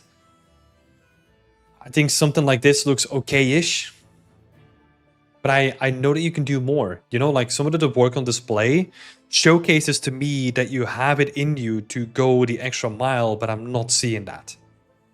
So yeah, presentation leaves a lot to be desired. And again, way too many images for the thing you want to show off. And this is pretty basic when it comes to presentation, you know? Yeah. This is not really something that really gets me excited, you know? Like, you have breakdowns where people explain the way that they're doing things that is just like, oh my god, this is awesome, because you can tell by the breakdown that they're fucking passionate about the work that they do, right? And they're not even talking about the cool shit. They're talking about like how they set up like a vertex paint shader, and they're freaking passionate about it. That's what I want to see. Because this to me feels more like, yeah, I'll do a breakdown. That's not what you want to have, right? So that's why the points kind of reflect that, like, yeah, it is a breakdown, but it's not a good one, you know. Now, if we're looking at like Digital Extremes, Soulframe, Rockstar, Torn Banner, Ubisoft, you got like some of the bigger AAA studios on there, right? You need to convince them that you are cut out to be made for those places, right? I think honestly, the Fisherman's Cove, this project that you have here, is really good and is definitely pushing forward in that direction.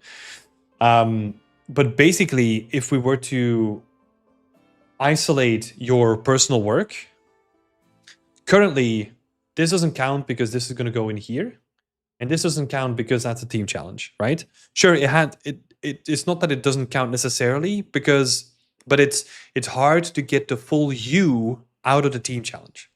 There's still value in that team challenge post because you're actually showing off some pretty interesting assets in there and texturing, which is cool. But what I want to see more is this sort of stuff, right? Those projects is basically where you tell Ubisoft, where you tell Ubisoft or any project or any studio that you want to work for, I can already do the work. I want you to feel comfortable to hire me, right? So I need to see more of this stuff and aim for that AAA level quality, right? And it can't be a course. I need to see it coming from you, right? Cool. Okay. Let's move this. Hireability currently in terms of like these companies is going to be... It is interesting, right? Because I'll explain what I'm thinking in the back of my head. You have... well, you're not currently this. You were like a creative consultant, right? What was it again? A senior consultant in 3D art. And you were an intermediate 3D artist before.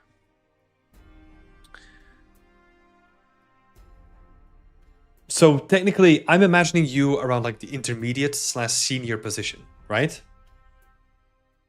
If I had to look at your portfolio now, based on this, with keeping in mind that this is basically like a course that you did, right? It is really difficult to see you in a senior position because I don't know what you can bring to the table in terms of independence, right? That is what I'm looking for.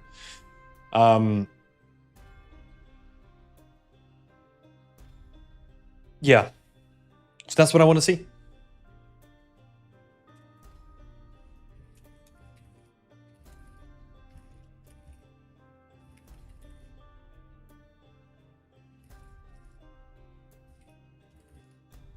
Because I want to see what you can bring to the table. I want to see more independence. I want to see what you can bring to the table, especially with better, better breakdowns and more attention / care in your presentation.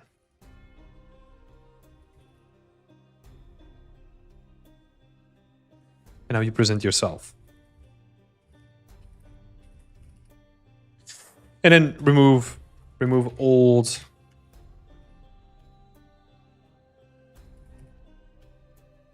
And then remove irrelevant work, right? Yeah.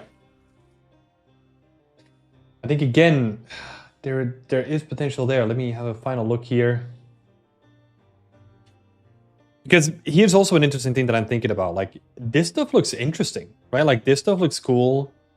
Well presented, well crafted. I like what I'm seeing here. The stylable looks sick.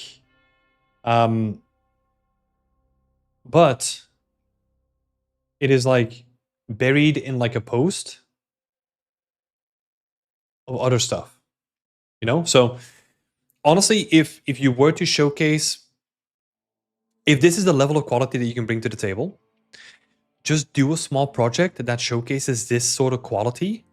Have like a diorama on your portfolio. Have it be this quality, and that's going to be already like a boon for your portfolio, you know? So yeah, I would think about that. And that's where the artistry points come from, right? Because I had to dig through the posts and I know what you can bring to the table. But here's again the reality, right? I'm spending a lot of time looking at like all the stuff that you can do. A recruiter and a person that's looking at your portfolio that is looking to hire people doesn't have the time to do that. So you have to be able to convince them immediately with a thumbnail that makes them click. And then you show them like a bunch of more cool stuff, you know? That's what you need to be doing. And that's what's missing from this. Because if we go back, right, and most people are just going to be like, okay, there's some like VR stuff. There's like an old tank that I don't care about. And there's like this cool place. Oh, but it's from a course. Okay, so I can't fully rely on that. And then this is a challenge, you know?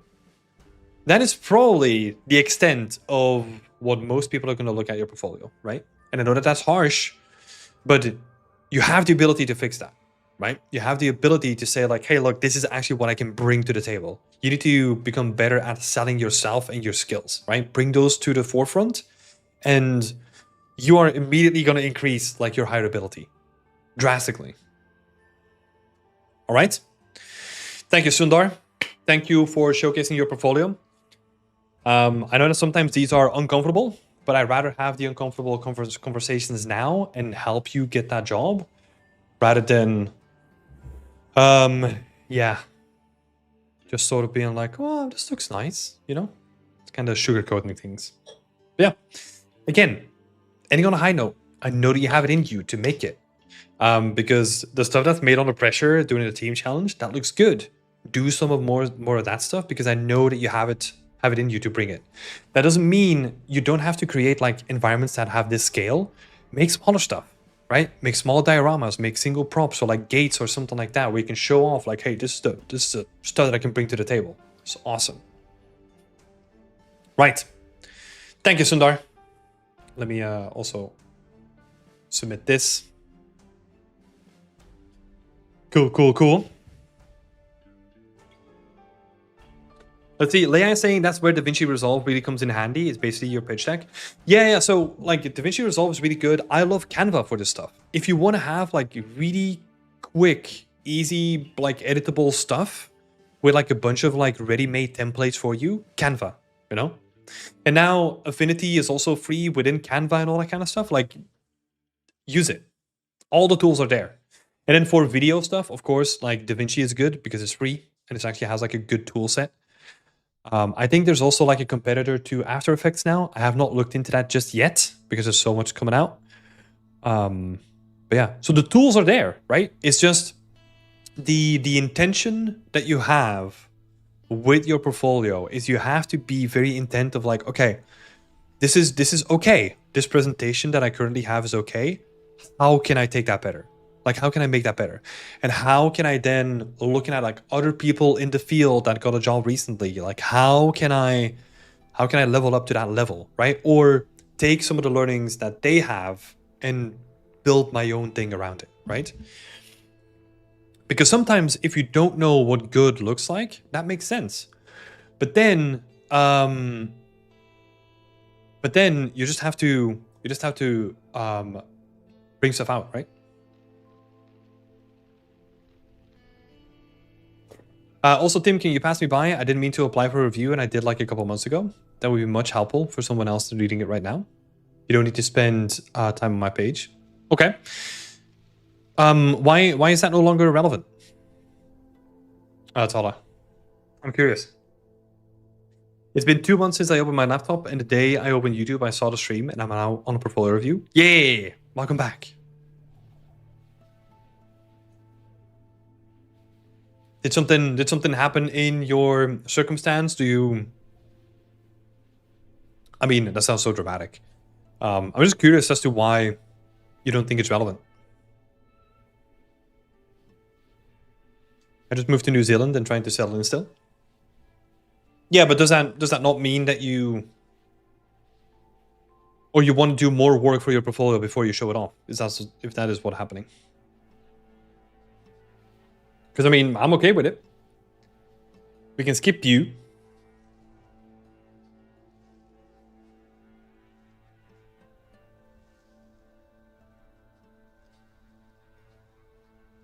Right?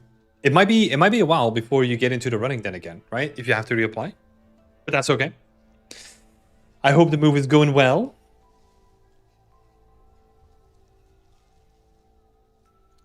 Okay, then we'll go into the next portfolio review, which is Ilya. Let me first on put like a different.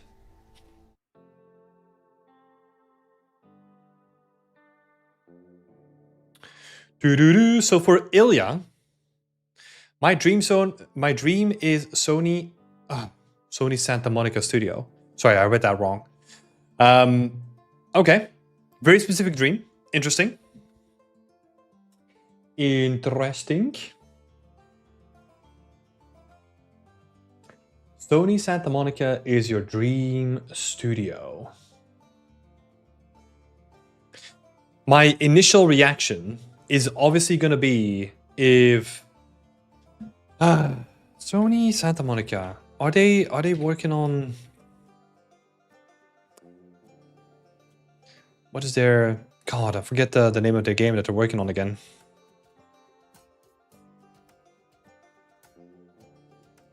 Oh no, am I wrong? Is it just God of War? Oh no, it's Naughty Dog working on the new IP. Ugh, yeah.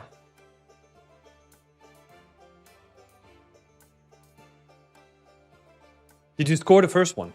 Yeah, I did. There was a bug with the submission. Yeah, let's see. Oh no, I'm confusing them with Naughty Dog that are making their like space thingy game now, right? Right, okay. Because I just want to get some context here, because if you want to get working for Sony Santa Monica, sculpting. Sculpting is the name of the game, baby. You need to be really good at sculpting. If you want to get a feel of what your portfolio needs to be, Here you go. I'll link her in the chat. Go and look at her work. That is a benchmark, right, Ivana? We have a beautiful workshop done with Ivana as well, where she explains like her techniques and all that kind of stuff. So we do have some stuff there. But yeah, look at what she's done for like those games, and then see how you can replicate that in your portfolio, right? I think that would be like a good benchmark to have. But let's have a look. Oh wait, before we jump into the work, let's talk about the about stuff.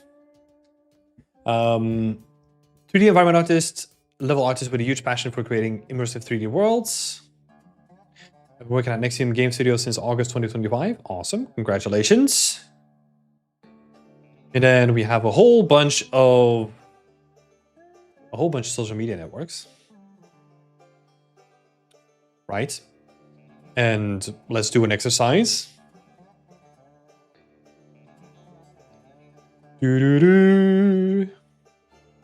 Let's go through them. Right, so this has probably not been updated in a while, right? So 116 weeks.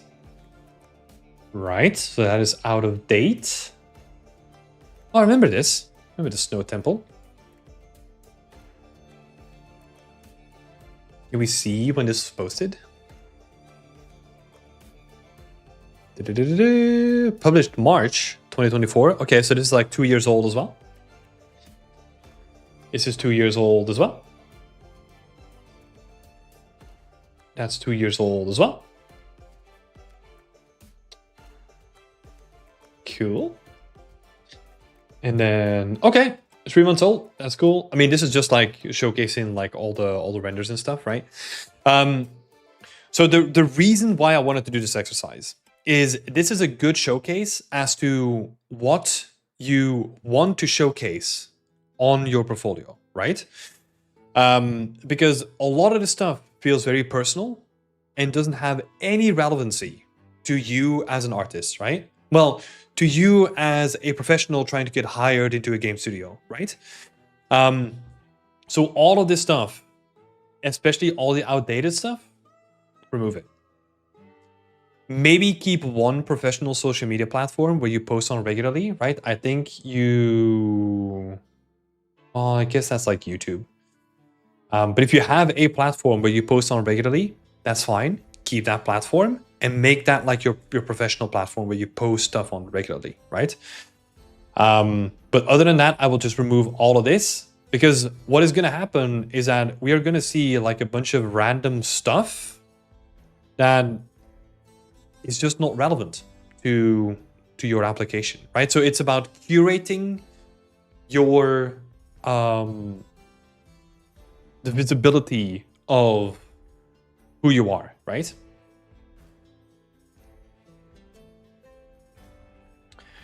Cool. Okay. So that's first things first. If I'm an artist at NextGenium, and then Bearhead Studios as well before that, which is cool. As a volunteer, level, and technical artist. Interesting. Cool. Okay.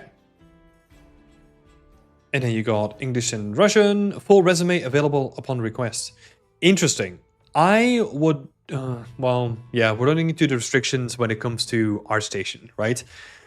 I would make sure, your portfolio does seem up to date here though.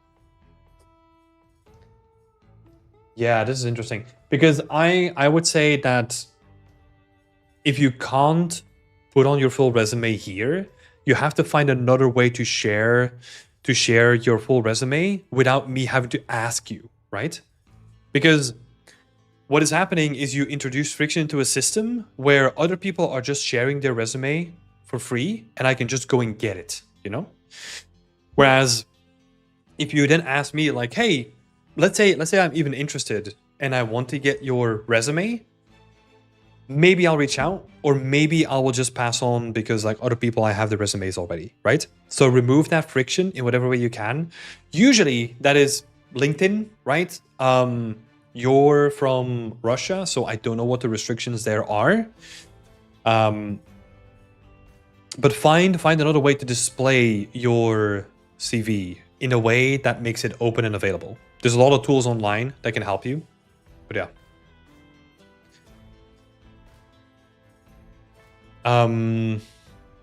So yeah, that's like first indication.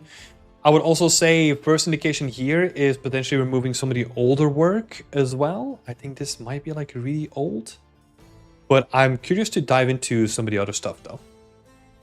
Before that, let me have a look here because the dean asked a question for professional portfolios. Should we only take in-engine screenshots, or is it okay to enhance the renders with proper camera shots? What do you mean? What do you mean with proper camera shots? Because you have your digital cameras inside of the engine, right? Oh, I see. You're talking about like the difference between viewport and camera, right?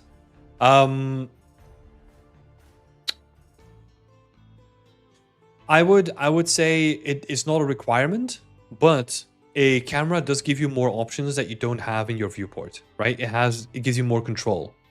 So for your work in progress renders, I think just having your viewport is fine. For your final ones, like Leia said, movie render queue, I actually don't tend to use movie render queue. I just do like cinematic camera and then I just take a picture from there. But it gives you more control, right? So yeah. But obviously the movie render queue is really good as well. A lot of people use this, gives you a lot of specific control. I think I'm just like an old fart that uses one thing in a certain way, and that's how I'm used to it. But yeah, good question. Leia is saying, yup. And you need to work on higher vertex counts up those triangles. They're working with a lot of high poly workflows. Yeah, it's not necessarily that you have to like throw more vertices at the thing, right? It's more thinking about how you can improve your silhouettes and the shapes of the stuff that you have in your level, so that they are demanding more geometry, right? But yeah, let's have a look here. Let's go to the old work. So this is Stylized Winter. This is a playable level already. Again, we saw this in the previous thing, right? This is old, doesn't need to be on the portfolio. I'm not going to spend too much time on that. This is a professional work, right? So this was made during like, oh, that was like your voluntary experience that you did for this company. Cool. I worked on it from scratch, responsible for both level art and level design. Cool. That is nice. I would potentially, I don't know if, yeah, this logo that you have, like the Fairy Punk logo, I would add that on like every single image to showcase that this is like a professional development, right? And then have like at the left, you say like Ilya Stogov, environment art / level design, something like that, right? It just makes it like a bit more professional, and it hints to me that this is the separation between what you want to do and what you have done for other companies.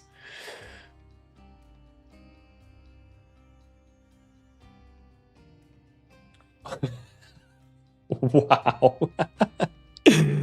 I don't know if this is a good thing to show off, this shader complexity thing. That is bonkers. Okay. You know where it says like extremely bad and it still has like, you know, like a little bit of color? Yours is purely white. So that is not extremely bad. That is just like, oh my god, we shouldn't ship like this. Maybe that's not a great thing to show off, you know? But let's see. Yeah, especially because you are responsible for lighting art. Yeah, that's a bit scary. Not necessarily that you want to do that as a job, right? And these are like very old posts, but yeah.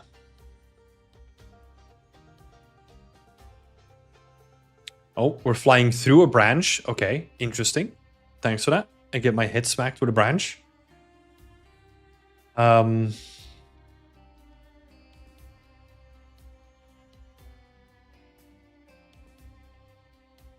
The post feel very chaotic. You know, there's no structure. Like we go from like pretty pictures to like breakdown to pretty pictures again to breakdowns again. Try to think about it more in sequence. And again, sorry to be this bold or like straight up, right? This stuff, lazy. This is just taking a screenshot from your Substance Painter. This feels lazy to me. Like it showcases to me that you didn't want to take like the proper time to properly present your work in any sort of way, right? So there's no other way for me to look at this and then just be like, okay, it's pretty, I don't know, pretty lazy, you know? No attention to like how the presentation works and all that kind of stuff. Yeah. Same thing here. ZBrush viewport. It just feels really lazy, you know? Try to take your presentation to the next level.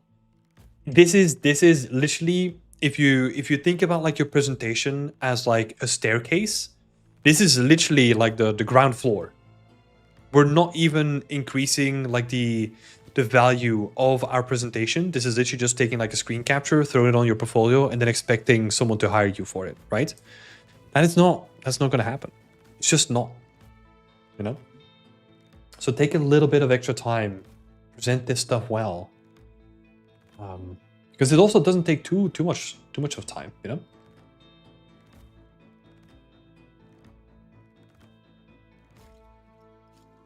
Doo-doo-doo.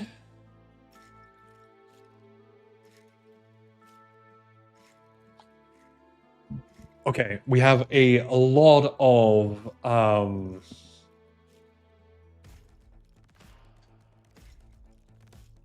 we have a lot of images that kind of showcase the same thing, right? Again, quantity over quality. I want to see more quality, less quantity, right? So less images, but more impressive and interesting images.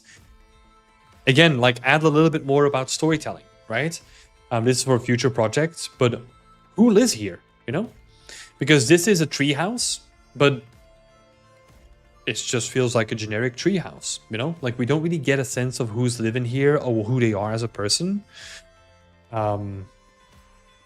Yeah, just doesn't look great. And it feels very chaotic, right? From like a composition and focal point perspective. A lot of it is just like very chaotic. I don't know where you want me to be looking. There's no sense of like focus in all these screenshots. Not all, like some of them, honestly, yeah, I mean, this one is really obvious, right? Because you put like massive walls and leading lines to like this light. So obviously you're guiding me there. But the rest of it feels very chaotic. Not a good showcase of your compositional and yeah, lighting skills, right? Because lighting is very important in this specifically. But also from like an art fundamental perspective, showcasing how specific you get with the placement of assets in your scene and then deciding like, hey, I need a little bit more saturation here or a little bit less saturation here. I need more light here or a little bit more details here. Those things, those art fundamentals, really important. Because where you have a lot of contrast in these flowers, for example, white flowers on like dark background, a lot of contrast, so it's really distracting, right? So keep that in mind. Lighting only, roughness, unlit, and lit. I would say that this is not really valuable because you're showcasing like 20% of each frame. If you want to showcase something like this, do it where you have like a rotation going between them, right?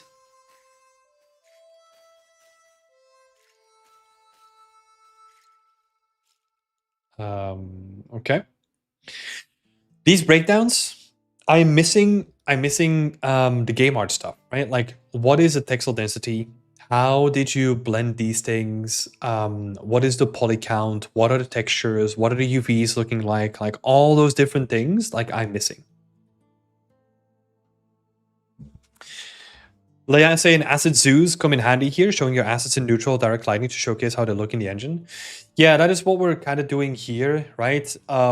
So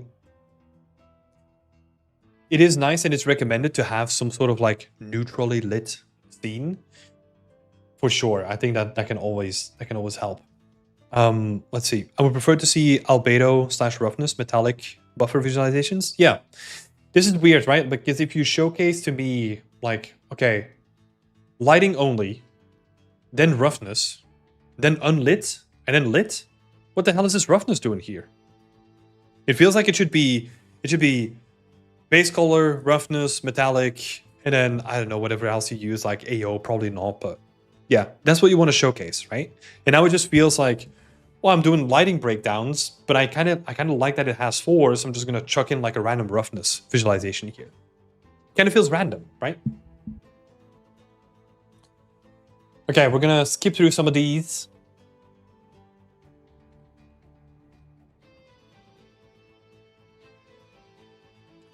Again, we're not going to spend too much time focusing on the art necessarily, right? It's more about the presentation and the breakdowns and all that kind of stuff. Again, I am really curious. Okay, I'm going to skip ahead. Right. Okay. Okay, good. Ah, shit. I was actually pretty excited to see that you were taking your presentation seriously until I scroll down and I see like the Blender viewport popping up. Which is just like, remove the grid, mask out the back, have like a presentation done in Photoshop, right? Like take this as, yeah, have a little bit of respect for the work that you're presenting, right? Because it's almost like the way that this always feels like is like you spend so much time crafting this really beautiful, location, and you spend in a lot of time and effort and all that kind of stuff, and then you stomp on it. You literally step all over it by then doing a shitty job at the presentation, right? A presentation is like a multiplier on top of the work that you've done, right? Because if you do a bad presentation, you get minus points. So it can actually like distract and like make the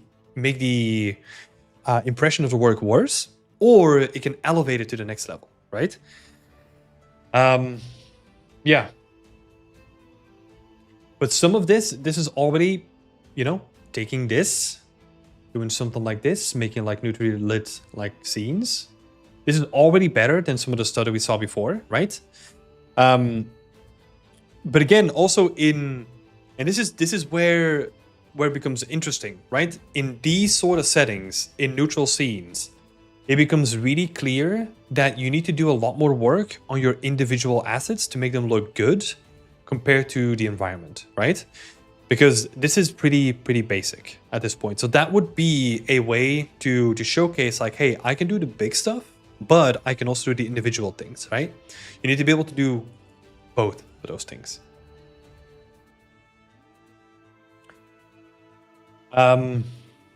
Yes, let's have a look at some other stuff here.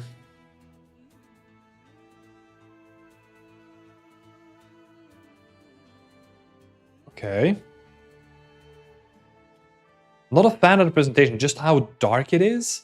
I like that you're playing around with the content, right? You're trying to showcase the prop wireframe, which is good, but it is just presented in this black void of a thing, and it just, again, it doesn't take itself too seriously, right? So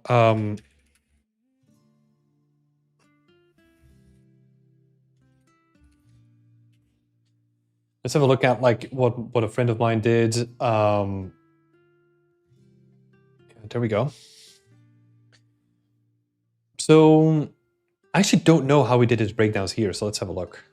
Well, I guess he doesn't need to do breakdowns, right? So it's like a fallacy. But even your presentation, right? This is showcasing props, right? This is a prop showcase.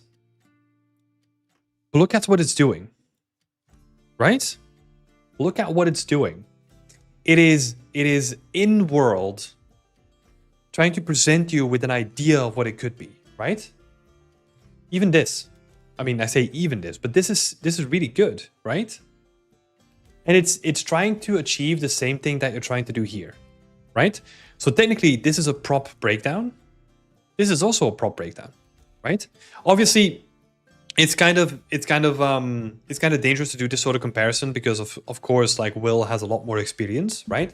But it's just trying to showcase you what the potential of a presentation could be if you do take care of it and you do try to elevate it to the next level, right? And sometimes it can be very simple, you know, just like a colored background that just has some stuff on it. Or just like a texture that you have lying around and presenting it all nice in a grid. Depending on what you want to do with it, right? But yeah. Okay, skipping through like a bunch of stuff. I'm also noticing at the same time, again, quantity over quality. The main shot looks pretty interesting because you took care of like having leading lines and you have like a nice composition and all that kind of stuff going, right? Again, we're not going to go into art details too much. But then you have shots like this where it's just like, oh, it's a random tree with freaking grass on it, you know, and the shadows don't really look good. It is just always be careful with quantity over quality. Focus on quality. It's better to have one really cool image that is like really nicely done and then going into like maybe, let's say, like this moody shot. That could be nice. 2 main images, breakdowns. That can be enough. You know, I don't need to see like a lot of these variations, especially if they don't contribute to adding to the scene, right? Let's see here. Yeah, really noisy. Yeah. Okay. You know what I'm getting a sense of? So this I know that I'm skipping through stuff quickly, right? Because I'm focusing on the consistency or the consistent thematics that I'm seeing between all the pieces. In general, the general sense that I get is that you focus a lot on speed, and that speed is the most important thing to you. But you forget about the quality and the attention to detail and the craftsmanship, you know? At a certain point, I feel that the best thing for you would be to focus on the speed in the beginning, in the block out stages and early iterations.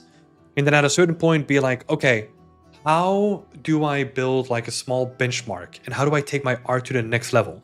Because speed, what it does, it is really good in certain stages, but it will never allow you to get to like a really, really, really good looking result, right? So it is very good in the early stages, but what we want you to do is actually showcase that attention to detail, that quality that we expect from people joining the industry, right?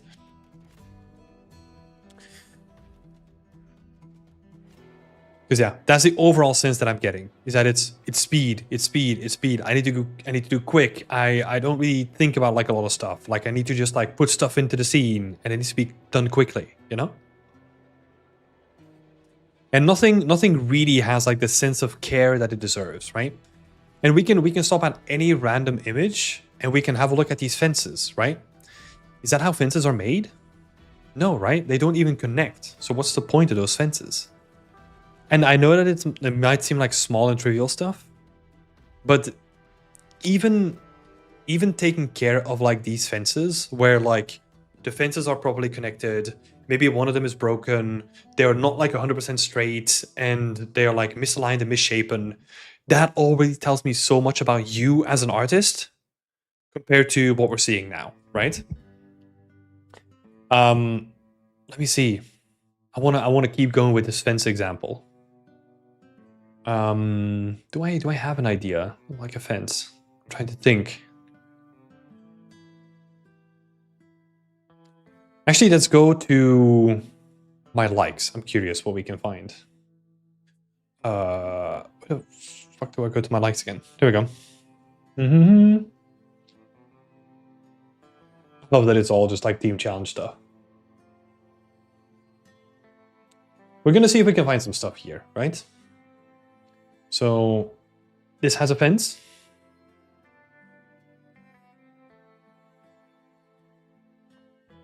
It's an okay fence. I didn't mind that one. It doesn't really serve my purpose all too much. Boo, Ooh, no fences. Okay, it's not a fence. It's a stone fence. You know, just pretend that it's made out of wood. Look at how much work has gone into this stone fence. Right? This edge is broken up here. Let me do some notes here. So this edge is broken up here. This silhouette is broken up here. It's broken here. This curve is like nice and organic, you know? There's like stuff to the sides. There's like stuff growing outside of like this. I'm just looking at a fence. You know?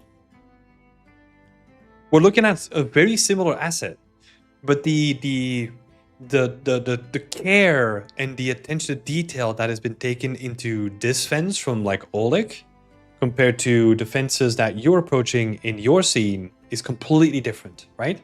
And this is what I mean, that we can almost look at any sort of random image and we can tell how much effort and quality you want to put into it, right?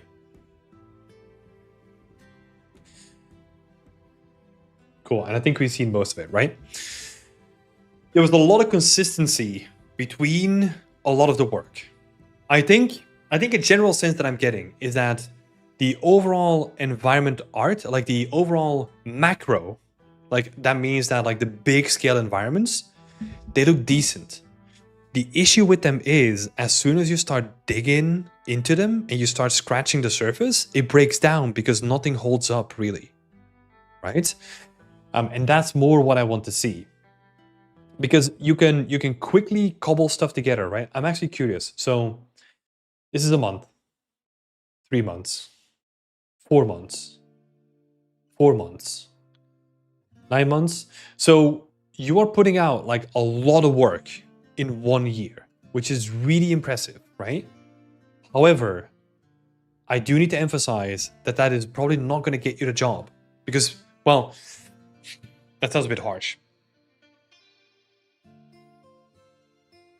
That it's not only about the speed, because it can get you a job, like realistically, right? I don't want to tell you that this is not on the right track. But we do need to make sure that we're not focusing all of our attention to speed and more stuff on the portfolio. I want to see you take something to the next level, right?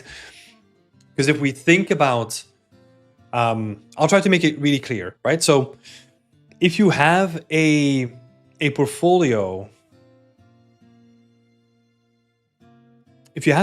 that only has like hero props on it, I know that you can do certain things really well, right? So like high to low poly modeling, baking, all that kind of stuff. But if I then also want you to do like a little bit of like trim sheets, that is not present on the portfolio, right? So what I can see on your portfolio now in terms of soft skills is that you're really, really good at executing efficiently at large scale in restricted timelines, right? Which is a good skill to have. Don't underestimate that. But what it's not showing off is, let's say we want to take this artistically to the next level. How do we do that? That is completely not present on your portfolio at this point. So we need to showcase that, right? And it's then really taking, maybe Leia will say that like maybe focusing on creating a hero asset that could be beneficial, spend 1 to 2 months on a single asset, and then maybe 2 weeks on creating a solid breakdown.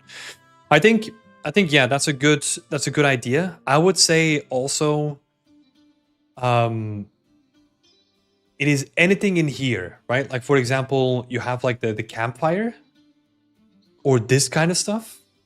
That needs to look way better than it currently does.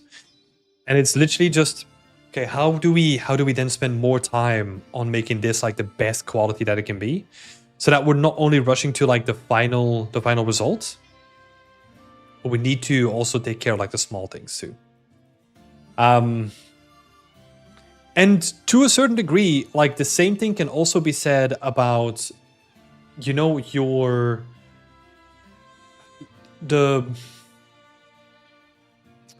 the quality of your compositions and the way that you use like all the different elements in your scene, right?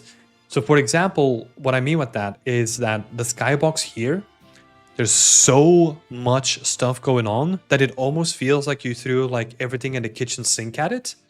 Whereas sometimes less is more. you know? Because you have almost like, you have the first layer of clouds here, second layer of clouds, and then a really dramatic skybox with like a bunch of like VFX on top of it as well, plus the stones and the big rocks too. That is also showcasing that like the way that you've always created environments is by chucking a lot of density at it, but you're not good at working with lower density scenes. And that is also a really good skill to build up, right? Because there are times where we cannot rely on density alone. Because density is it's everything about contrast, right? If you create like a really dense scene, you almost need something that is easy to look at to then draw your attention to it, right? And the same can happen in the opposite way. If you have like a very neutral landscape and then you put something that has like a lot of detail on it, that is a way to use like artistic fundamentals and like contrast in it, right? Right. Okay, so what did we learn from this? I want to see more focus on quality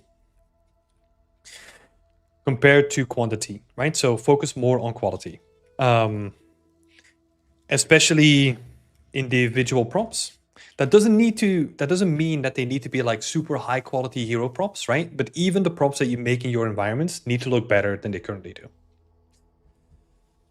Individual assets, textures, and then also and art fundamentals, right? That kind of goes into the whole conversation that I just had about, yeah, it's not only about trying to add more to the scene, it's about like how can you still tell the story of the scene with lesser elements so that it becomes like clearer to read, right? And that comes from like learning art fundamentals or focusing more on that. Yeah, there were also, let me have a look at like a random post here. Breakdowns are very lazy, right?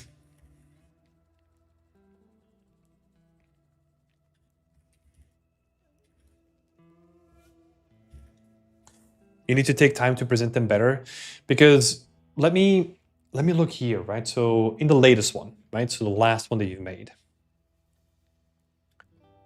What am I getting from this from like a workflow perspective, right? You've made some titleables. The moss is really noisy. The rock is like super generic and kind of jaggedy looking. And then the moss, the dirt is kind of okay-ish. So yeah, it's okay for materials. Then we have the sculpt here, which looks really hard to read, right? And this might be, again, the thing that Leia said as well. If you take like one rock, how can you make that rock like look really, really nice, right? So I'm gonna bring her up again. But if you have a look at, let's say, what would be a good one to look at? Video tutorial for a rock? Maybe not. Let's just take some of this stuff, right? Like this is professional work. But I don't know. Let's just look at this rock face, right? It is very readable, and it reads like it would be like a rock face, right? And this is like alien planets, right? Where this kind of feels like it's just like the big shapes are fighting against like the medium shapes. I don't really get a sense of what they're supposed to be. And you focus more on like, oh, a cool shape with like a bunch of brushes thrown on top of it.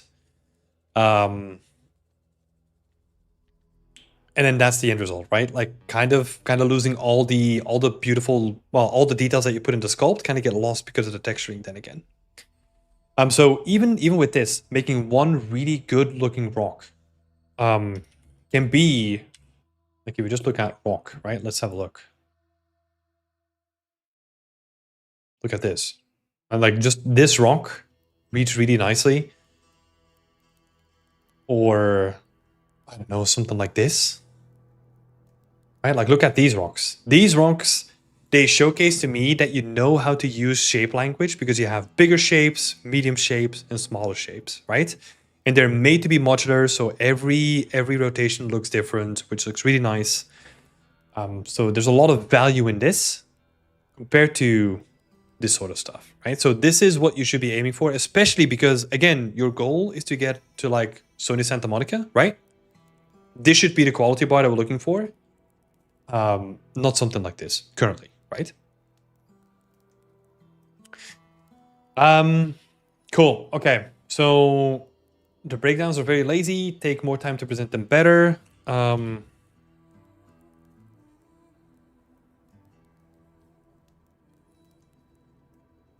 Especially if you're aiming, because I kind of forgot about this for like the longest time. But like, if your goal is to get to Sony Santa Monica, we need to see higher quality stuff, right?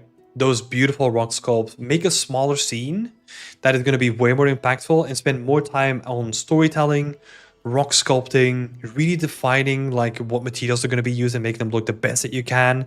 But make it small scene, right? Like make it a diorama or something like that.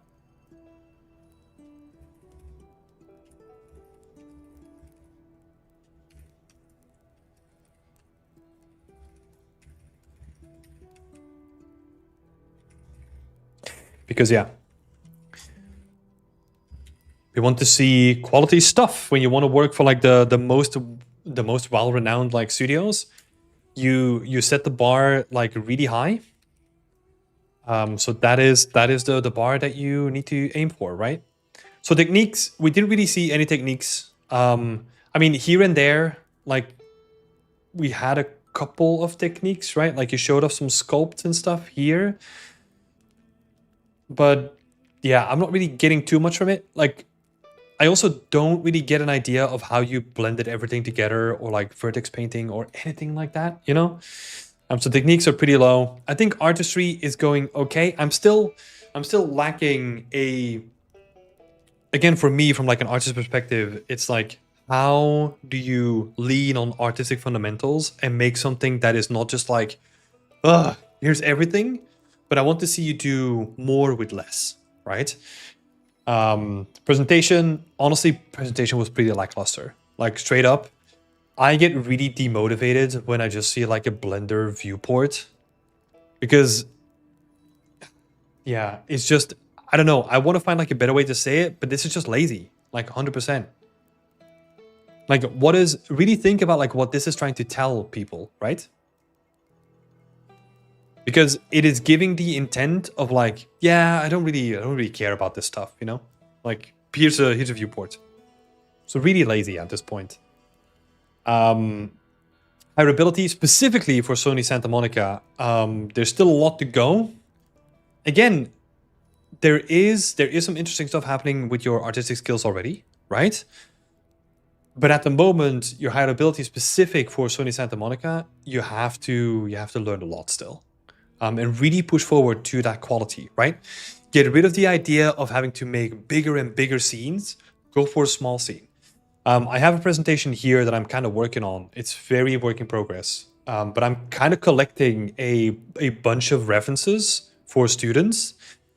Look at this, right? Like, this is a diorama. This is what you can build. And you can make that look really, really, really good. All of these look really good. But that is because the quality is at the forefront, right? It's not about like, oh my God, I want to make bigger stuff. And then, oh shit, it's kind of too big. So I'm just like throwing stuff in. It's like, no, this is fine. You can showcase stuff like this and really make it focus on quality, right? Cool. So yeah. Thank you, Ilya. Thank you, Ilya, for submitting your work. I hope that was helpful. Let me know with any follow-ups. If you want to follow up with me in Discord, let me know. But yeah. Let's see. Lighting alone usually takes a week to make it look good. Yeah. It needs that like iteration, and it needs that like quality of you putting in like the time and the iterations. And you wanna see how I go about this. And I'll do this in a very visual way that you can understand it, right? So let me open my folder with my screenshots.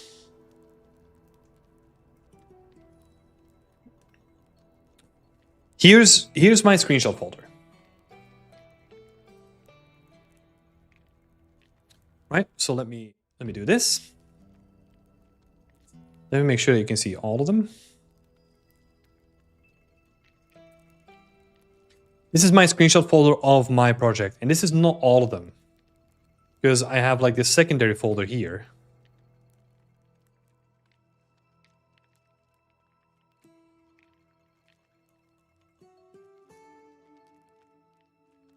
And the reason why I'm trying to showcase this is that this is sometimes what it takes to make like something really good, right? And this is honestly for some of the iterations that I do,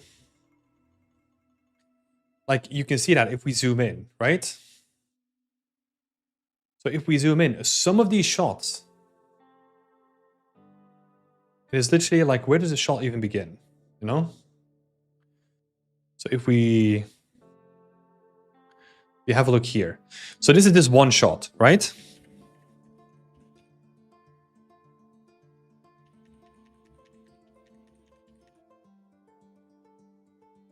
You can see, and I'm just flicking through like a bunch of stuff.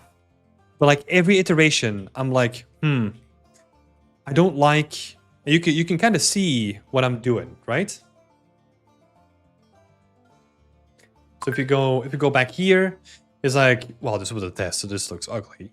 I was like, okay, but it's too noisy. There's too much happening, right? So I was like, what if I make it darker? Okay, this allows me to make it a bit more focused, right? But the character in the background is not really standing out as much as I would love to. So it's like this little tree, remove that tree. Try to make this opening more open, right? Again, opening that opening up a bit more. Now we get like a nice silhouette from this person here. It's too green, you know? Like how can I infuse like more warm colors into it? And then maybe I'm not liking the person just being there. Maybe it's more like the destination, you know, because now everything feels really weighted towards like the end of the presentation. So maybe I need something in the foreground, right? And then me just trying to play around with like a bunch of different like iterations. Just being like, no, I like the person being there in the background. But at a certain point, I was like, okay, I need something else in the foreground then. So I'm just going to add like a little house here, right? And then it's literally just like a lot of iterations to make that work, right? And this is a shot that's not even done, right? And you can see the same thing happening with the iterations on this shot, for example. Same thing, right? Like this looks okay, but it doesn't look good. And you can see every iteration, like I'm trying to do something, I'm trying to improve something, right? And then even sometimes I'm like, ooh, I like the way that the fog is kind of like here, right? I like that thing, but that's what I lost in this shot. So I'm like, how do I get that back, you know? And you can see that I'm looking at previous images and I'm trying to see what I like from those images and maybe I can re-infuse them back into later images. This is why I love taking daily screenshots, right? Because it gives me a reflection point of, I had something here and then I lost it along the way. How can I get that back, right? To then at the end end with something like this, right? And then you can kind of see, oh my god. No, I don't want to do that. So what if we do this and then we compare it to something like this, right? Oh, you can barely see it. Wait, hold on. Hold on, let me fix this. So you can see, right? Like this is a top screenshot. And it's okay, but it's not really focusing where I want you to focus, right? And it's not doing a good job. It's too noisy. And this is like the bottom, right? It is noisy, but I purposely added more noise into it, but the colors, let's say in the foreground, right, they kind of blend together, so that reduces the noise again. So I added noise in geometry, but I reduced noise in by like making the colors like feel like one blob, right? And that is something you have to just like iterate, you know, just really think about like, oh my god, this is too noisy, how can I focus more on the stuff that I want to focus on, right?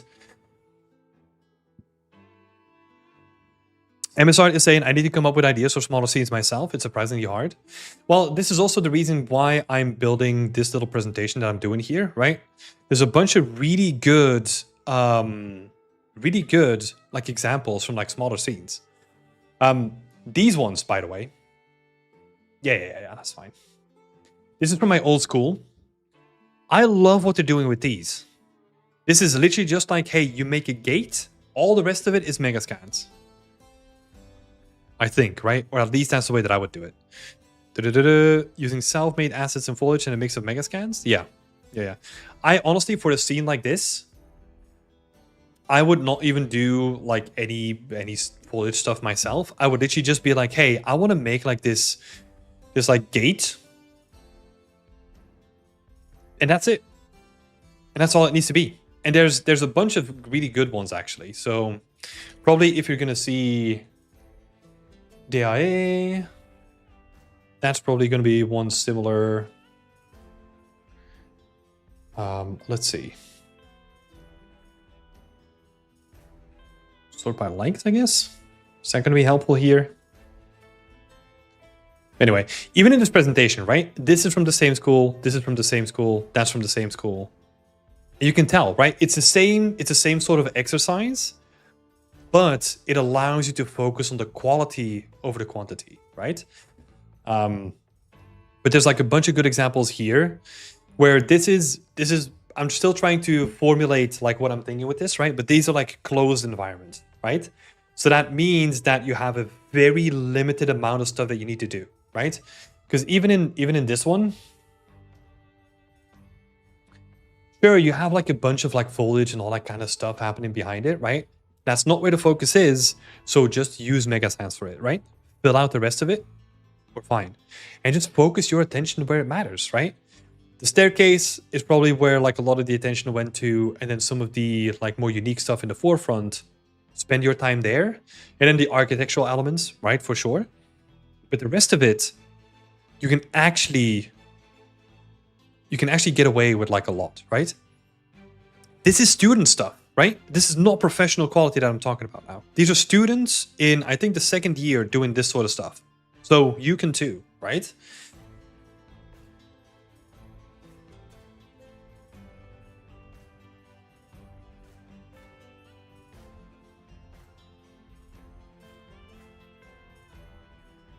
Yeah, I mean, this stuff is beautiful, right? I'm curious if we can tell, right? So in the beginning of the GIF,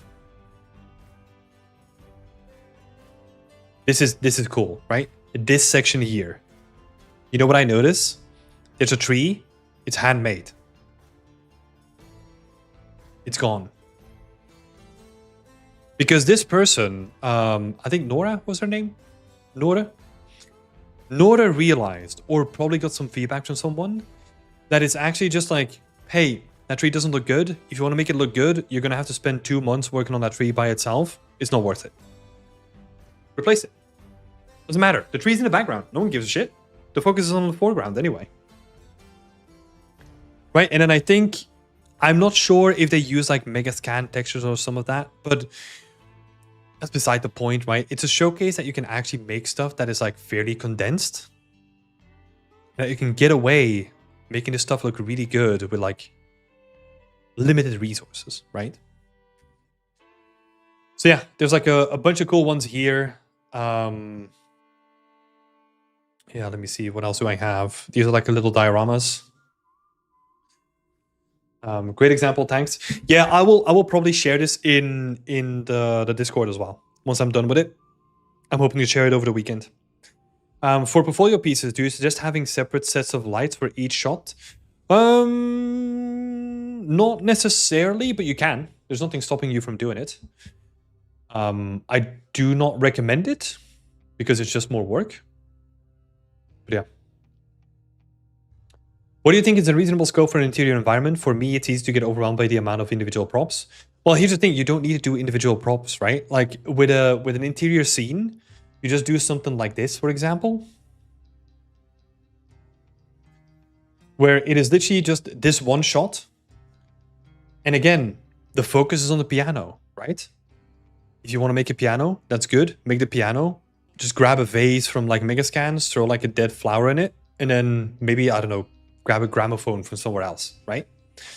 But here's the thing.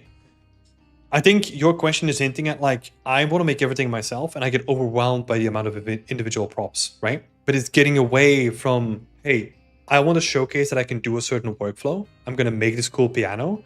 The rest of it, I'm just going to find somewhere else, right? And then at a certain point, you know, if you get more comfortable with your workflows, then you can branch out a little bit and do more to scene yourself. But what I want you to remember is that scope and scale of a project is not where you add your value to your portfolio. Because again, if we look at like the scale or the scope of something, right? That is quantity, right? And where do we get our value from our portfolio? Quality, right? So, yeah. Hey, designer. Yeah, I mean, it's a good example, right? Like if you want to have like a closed environment, like this stuff is good, right? You just pick a corner of a room. You don't have to make the whole room. You just make a corner of it, right? I think that's brilliant. And then I'm still collecting examples here. But the reason why I wanted to show this off, and this is again the conversation we're talking about now, right? Is that what we want to do as environment artists is we want to make this stuff. But what we don't realize is that this stuff doesn't happen before doing this stuff, and then before doing this stuff, and then before doing this stuff. Right? So we try to rush towards this, but then we don't realize that we have to do like all these things too. So take it step by step, go from something small to something a little bit bigger, to something a little bit bigger, and then to something big, right? Build up those skills. Because here, and I still need to outline all the skills that you need to get to the sort of scale here, if you want to do it all yourself, is ridiculous. It's honestly ridiculous to get good at all these individual components that you have to make, right? That takes a lot of time. You have to be really good at what you do at one thing already to then add things on top of it, right? Anyway, I do need to head on out. So I hope this was helpful. Spino MCAR is saying that's a great point. I started backwards and it kind of bit me in the ass. Yeah, I mean, everyone starts here, right? I started here too. I wanted to make big environments. That's what I wanted to do. I wanted to make worlds. And then you start making a world and you realize that you don't have the skills to make a world, which is fine. Because making worlds is like something that even the industry hasn't figured out how to do that with small teams, right? The thing that I constantly related to is think about an Assassin's Creed game. Think about, I don't know, any modern open world-ish kind of game. It's not one person making it. It's like hundreds, if not thousands of people making it. So don't put that expectation on your back. All right, people. That's it for the session today. I need to head on out and go into like another meeting. So it was lovely having you here. I hope you learned something. I will share this sort of skill set once the skill checklist with you in the Discord once it's done. And then hopefully you can learn something from that as well. So yeah, like Mikhail said, have a great weekend. Thanks all for being here. Stay creative and we'll see each other soon.